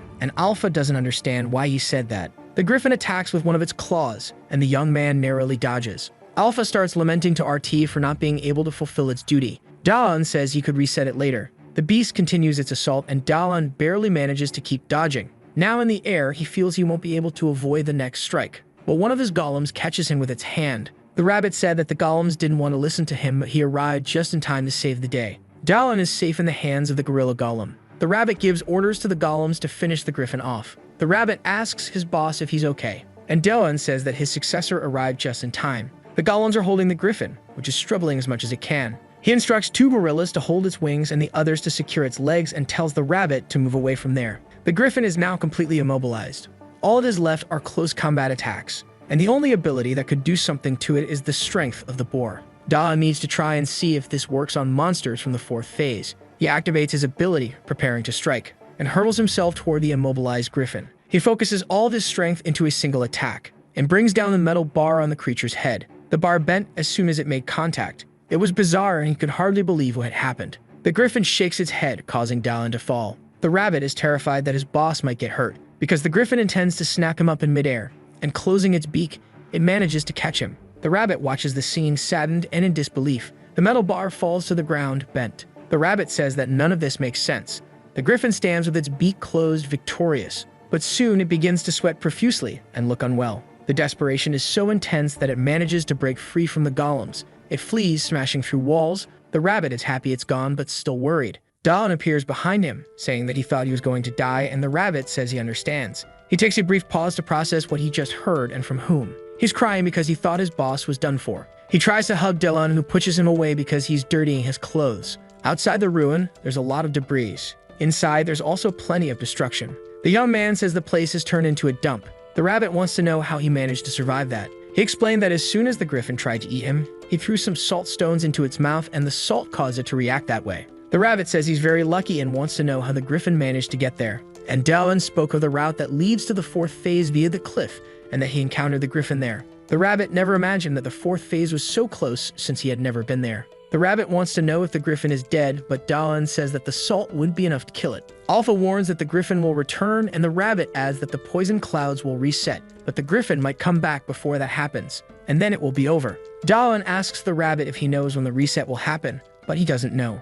Thinking that the griffin might return, the young man decides to build a line of defense. Using his reset ability, he begins to reconstruct the temple. However, he doesn't have enough vital energy to finish everything. He needs to go out hunting and doesn't know how many sacrifices it will take to rebuild the place. The rabbit asks Alpha what can provide vital energy, and Alpha says that plants and animals can work. Dallin asks the rabbit what he plans to do. The rabbit presents a few items and Alpha identifies them as enchanted weapons, explaining that they can also be used as sacrifices since they contain vital energy. Dallin wants to know where the rabbit got them, and he explains that he took them from the frogs. They're from the second phase, but Mandrill brought them to the first phase. As soon as Dallin holds one of the enchanted weapons, he earns another achievement and, as a reward, gains information. One of the knives has a cutting force ability. He examines the instrument closely. He asks Alpha if he could use this ability, and Alpha explains that in his current state, he could only use it if he were a mage. Dallin asks if Mandrill is a mage, but the rabbit explains that Mandrill uses the dungeon system and only places vital energy on the altar.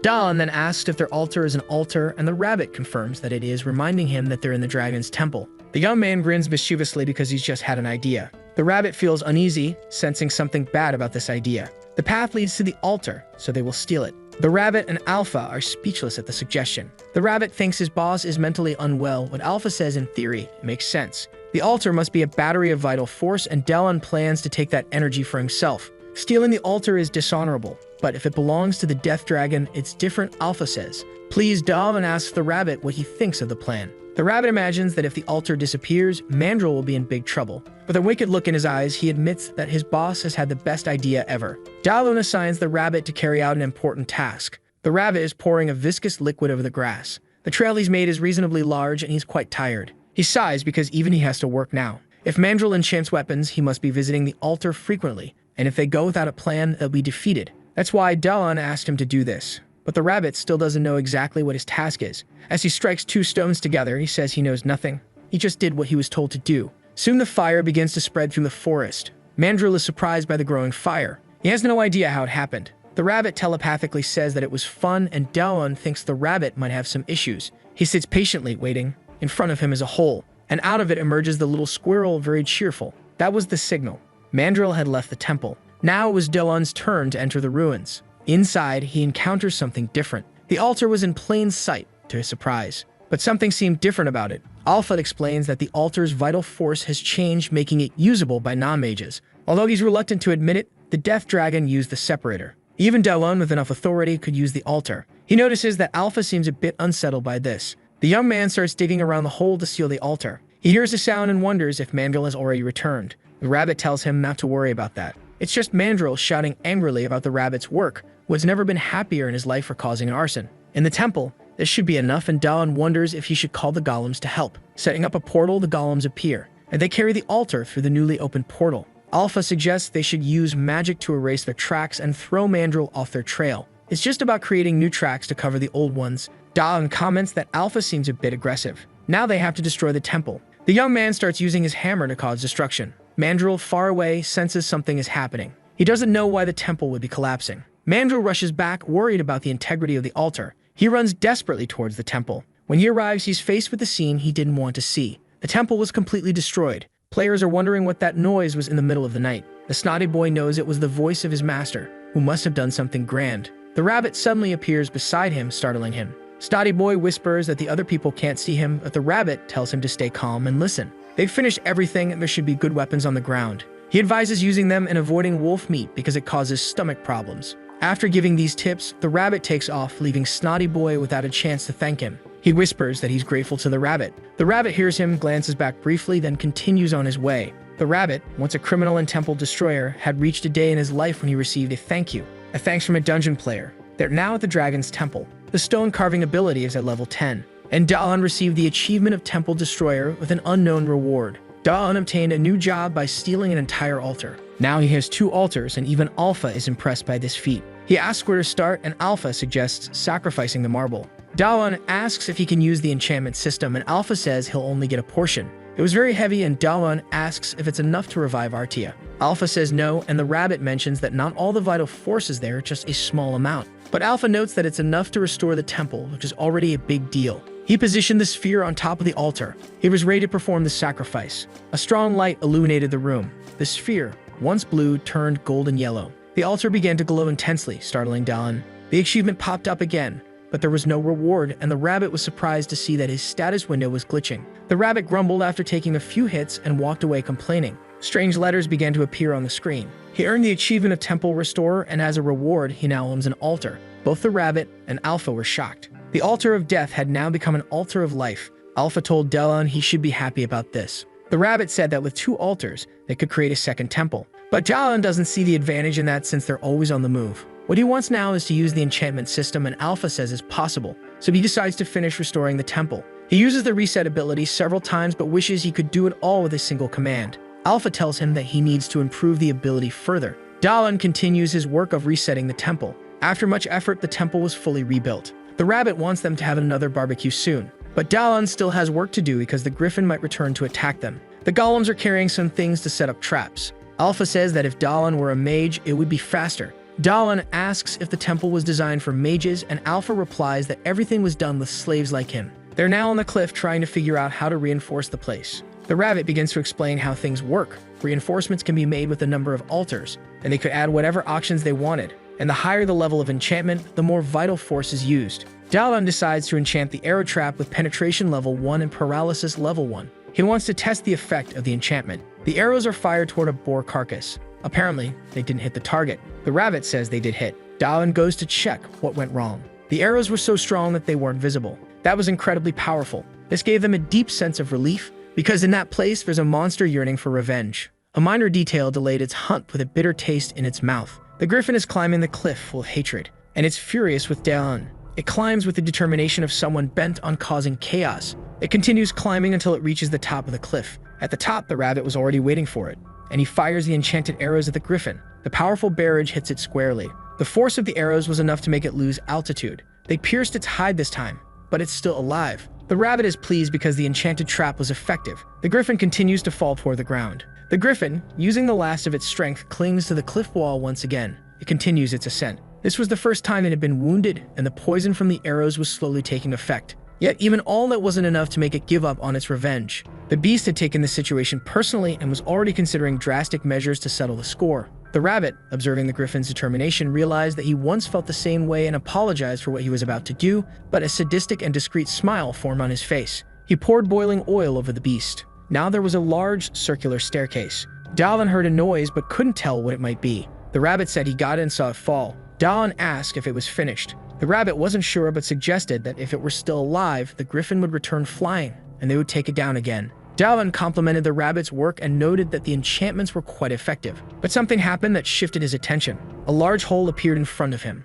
Alpha asked if he needed to go into the hole, and Da-un said no. However, he found something inside. At the bottom of the cave, there was a source of light, and he felt he needed to check it out. Alpha urged him to ignore it, but Da-un didn't listen. With his golems, he investigated where the passage led. He saw that the glow was coming from a small sphere. It was on the ground with nothing around it. Da-un looked ahead and saw something unbelievable. It was the nest of the griffin that was trying to take him down. The griffin had woken up because its sleep was disturbed. Da-un was annoyed because the rabbit had said he had dealt with it. The griffin reacted quickly, charging toward them and breaking the wall. Da-un narrowly dodged and wondered if that creature was immortal. He noticed several arrows embedded in the griffin's belly. The rabbit was descending the stairs as fast as he could. He was ready to mock Da-un, thinking he would be rewarded. He found the hole and looked down. Da-un was down there in trouble. He dodged the griffin's attack again and ordered his golems to attack as well. The golems advanced toward the griffin to engage in combat. The griffin stood tall, but the golems managed to hold its legs. The rabbit couldn't believe what he was seeing and didn't understand why the griffin was still there.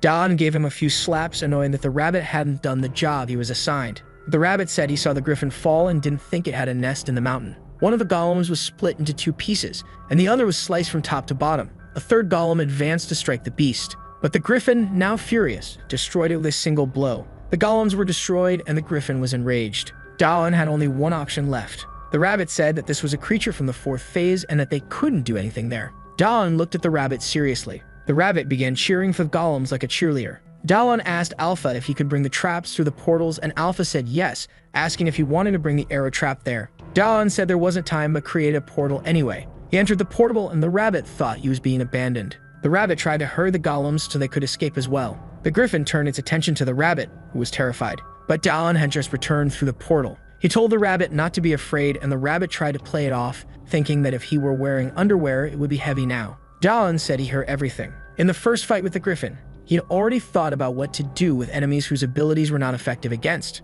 The strength of the boar was only useful against weak enemies. He needed an offensive ability that would be effective against strong ones. No matter how much he thought about it, he didn't know how to solve it. That was until he gained a large amount of vital energy, the raw material for temple abilities. While holding the rabbit by the head, he said, "Duck." And after that, he said, "Fire." Various things started coming out of the portal he created in that place. He and the rabbit were lying on the ground, and above them, arrows were flying non-stop. They hit the griffin squarely. Its face and head were riddled with arrows. The rabbit didn't understand how they passed through the portal.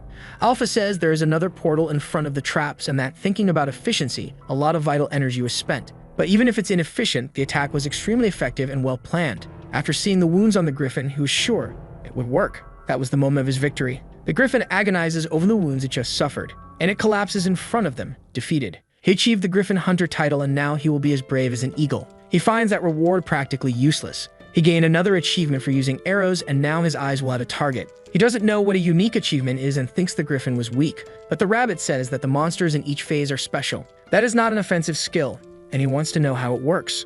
A red dot is appearing on the wall. Dawn says that after picking up the bow, he was seeing it now. The rabbit asks if he is still checking the skill, and the guy says he is now understanding it. The dot shows where the arrow will land because it was in a different place from where he aimed. The rabbit suggests that he shoots the arrow right away, and he prepares to do so, tightening the bowstring. And he shoots the arrow using his skill. It hit the ground and deflected to the wall. The rabbit said he was terrible at that. The red dot was still on the ground, and the arrow that was up high still fell exactly on that red dot. The skill predicted where the arrow would land even though he was terrible. If he trained, it could be very useful. He wants to see the rewards and asks if the rabbit did what he had asked. He plucked the bird, but doesn't know why he asked for that. Their dinner that day would be roast chicken, and even Alpha is surprised by this. Since the griffin has a different anatomy, the edible parts are the wings and hind legs. The other parts are complicated, so they were saved for emergencies. Even though it's seasoned, it must be hard to cook all that without the aid of an oven. Alpha says that with the solar stone, the fire will get hotter, and Dawn asks if those are the yellow stones. Alpha says they store the sun's brightness and are a valuable treasure. The guy didn't even imagine that would be useful. And it seems that solar energy works because plants are growing there. He steps on one of the plants, and soon it starts screaming very loudly, scaring him. The rabbit told him to be careful because that's a screaming plant that yells when stepped on. But he said they are tasty. Dawn asks how he knows that, and the rabbit ate some while looking for sesame. He wants to know if they stop screaming if purified, and Dawn notices they look like radishes. The rabbit starts smelling something delicious. The smoked griffin leg was ready to eat, much to the delight of the hungry rabbit. The two eat happily. The rabbit swears to follow his master forever, and Alpha felt left out. Time passed, and a special day arrived. Some stones are thrown to the ground. Dawn was standing before something. The day he was seeking had finally arrived. After 2 long months, he had crossed the entire cliff. His stone carving skill is at its maximum now, and the rabbit says he completed that achievement after breaking an entire mountain. And he's already surprised that his boss continues mining. He wants to go down another mountain and needs a safe place. He told the rabbit not to slack off and to take the golems to check the surroundings. He placed the solar stone inside the place he had dug out. His new hideout was finally ready, and Alpha asks if he doesn't plan to decorate the temple in the same way. He thinks about decorating the entrance, and Alpha asks how he's going to hide that place when he leaves, and Dawn says he'll close the entrance with stones. The rabbit comes back terrified, saying they are in trouble, and he asks where the golems he took are. And that was exactly what he wanted to talk about. Listening to the rabbit, he couldn't believe what he had heard. They are running because the rabbit had found other players, but they attacked the golems as soon as they saw them. And it makes sense. Anyone who saw them would think they were monsters. But if they were able to reach phase 4, it means they are very strong. He asked the rabbit if the golems would be okay, and he said they would certainly be annihilated. The participants, of course, not the golems. In a nearby clearing, a fierce battle is taking place. A player summons his shield to protect himself, and the big gorilla smacks him hard. The gorilla used so much force that it broke its own hand. Another player doesn't know where the golem's core is, which should be in its chest. His golem's cores are scattered in random places. The players notice that another one is approaching. Dawn spotted the players and told the rabbit to hide for now. Daeun is happy that they are really there. He approaches them, offering his greetings. The players don't understand this at first, because to them, it looked like he was fleeing in terror. One of them says there was another person being attacked by the golems. Daeun didn't understand why he thought that, and he finally realizes that they got everything wrong. He imagines they'll be upset if he says the golems are his, and the rabbit says he'll be lucky if they don't think he's a guide. But he will try to approach them anyway. The players are terrified and tell them that there are already too many golems there, and Daeun can't do much other than run away. He raises his finger in the air. The golems that were there pay attention to the gesture. They start moving immediately. The golems begin to run, following Daeun and abandoning the players. One of them noticed what was happening, and seeing that, he couldn't believe it. He imagined that Daeun did that on purpose to save them. There is a camp with huts in the forest. A player reports to another that they found other ruins, and he wants details about that. He followed the mysterious player to the mountains, and it's on the stone mountain, but he preferred not to enter there. The old man reflects because the hunting squad didn't find food and still found new ruins. They are hard to take down even with his skills, and he said they should send the rookies there. The player said that was very dangerous, and the old man said that's why they will send the rookies, and he would take the opportunity to show the rookies who is in charge of that place. The player listens to those words with some apprehension. On the mountainside, something happens. Daeun told his golems to stay there, and he closed the access to his hideout. The rabbit asks if they will be safe, and Daeun says he doesn't want to be misunderstood. The rabbit asks if he is going there because he heard the squirrel, and if he can really understand it. And he said yes, and asked the little squirrel again if it had seen people there. Worry is the mother of all virtues, he said, and he built a tower there to use his mini-map, and the rabbit noticed that he builds much faster now. Looking closely at the map, he followed the direction pointed by the little squirrel, and they continued their journey there. A message says he left the dungeon and arrived in the Valley of Death,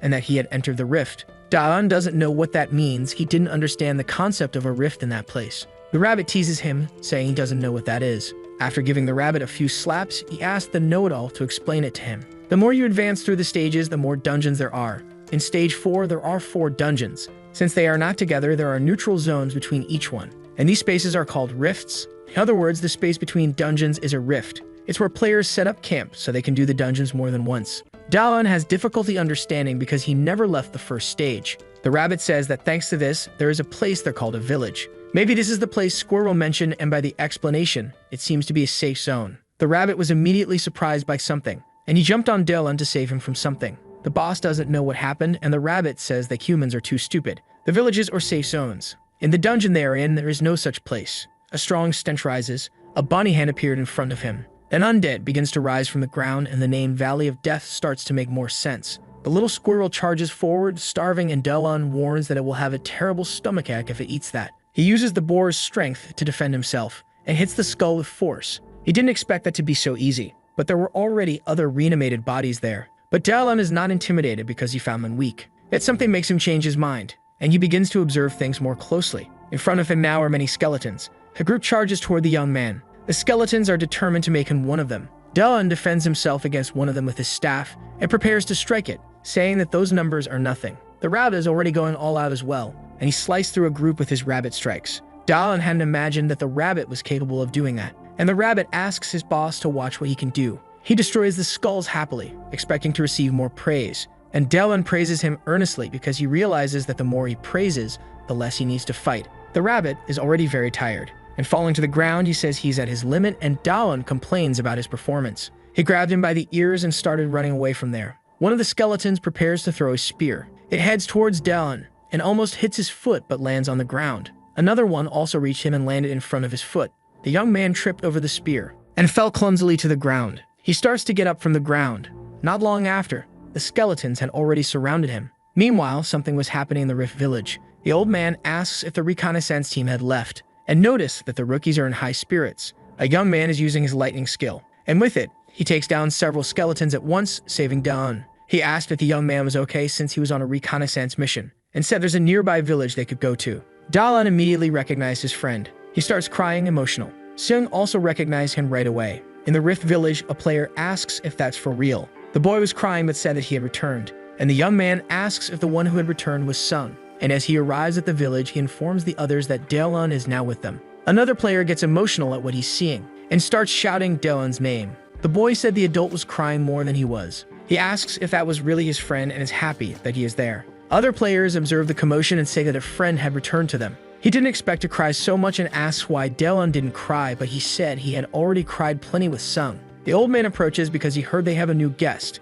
and the other players point to where Daon is. Sung greets the elderly man who arrived there and said he found him on the reconnaissance mission. The rabbit starts thinking about the elder and Daon asks if he's important. He said no, but he heard some things about him. The elder approaches the newcomer to get to know him better. Daon bows and introduces himself formally to him. The elder comes even closer, making him uncomfortable. There was a man in the dungeon, weak and cowardly, and they thought you would soon be done for. But he had an interesting skill called clarity. The first time it left him disappointed. But as he perfected it, the true potential of it was discovered. Inside a very dangerous dungeon, he could see the weaknesses of opponents and how they attacked. He could see the enemy's strength with his clarity. But he realized that before the last dungeon of level 4, he was nothing. And if he entered there, he would certainly die. Knowing this, he abandoned his team and fled. He left his past behind and built a house in the rift. The creator of the village, the elder of the village. He is chatting with the elder, and he looks intently at Daon. He is trying to identify Daon's weakness with his skill. Our video ends here. If you liked it, subscribe to the channel.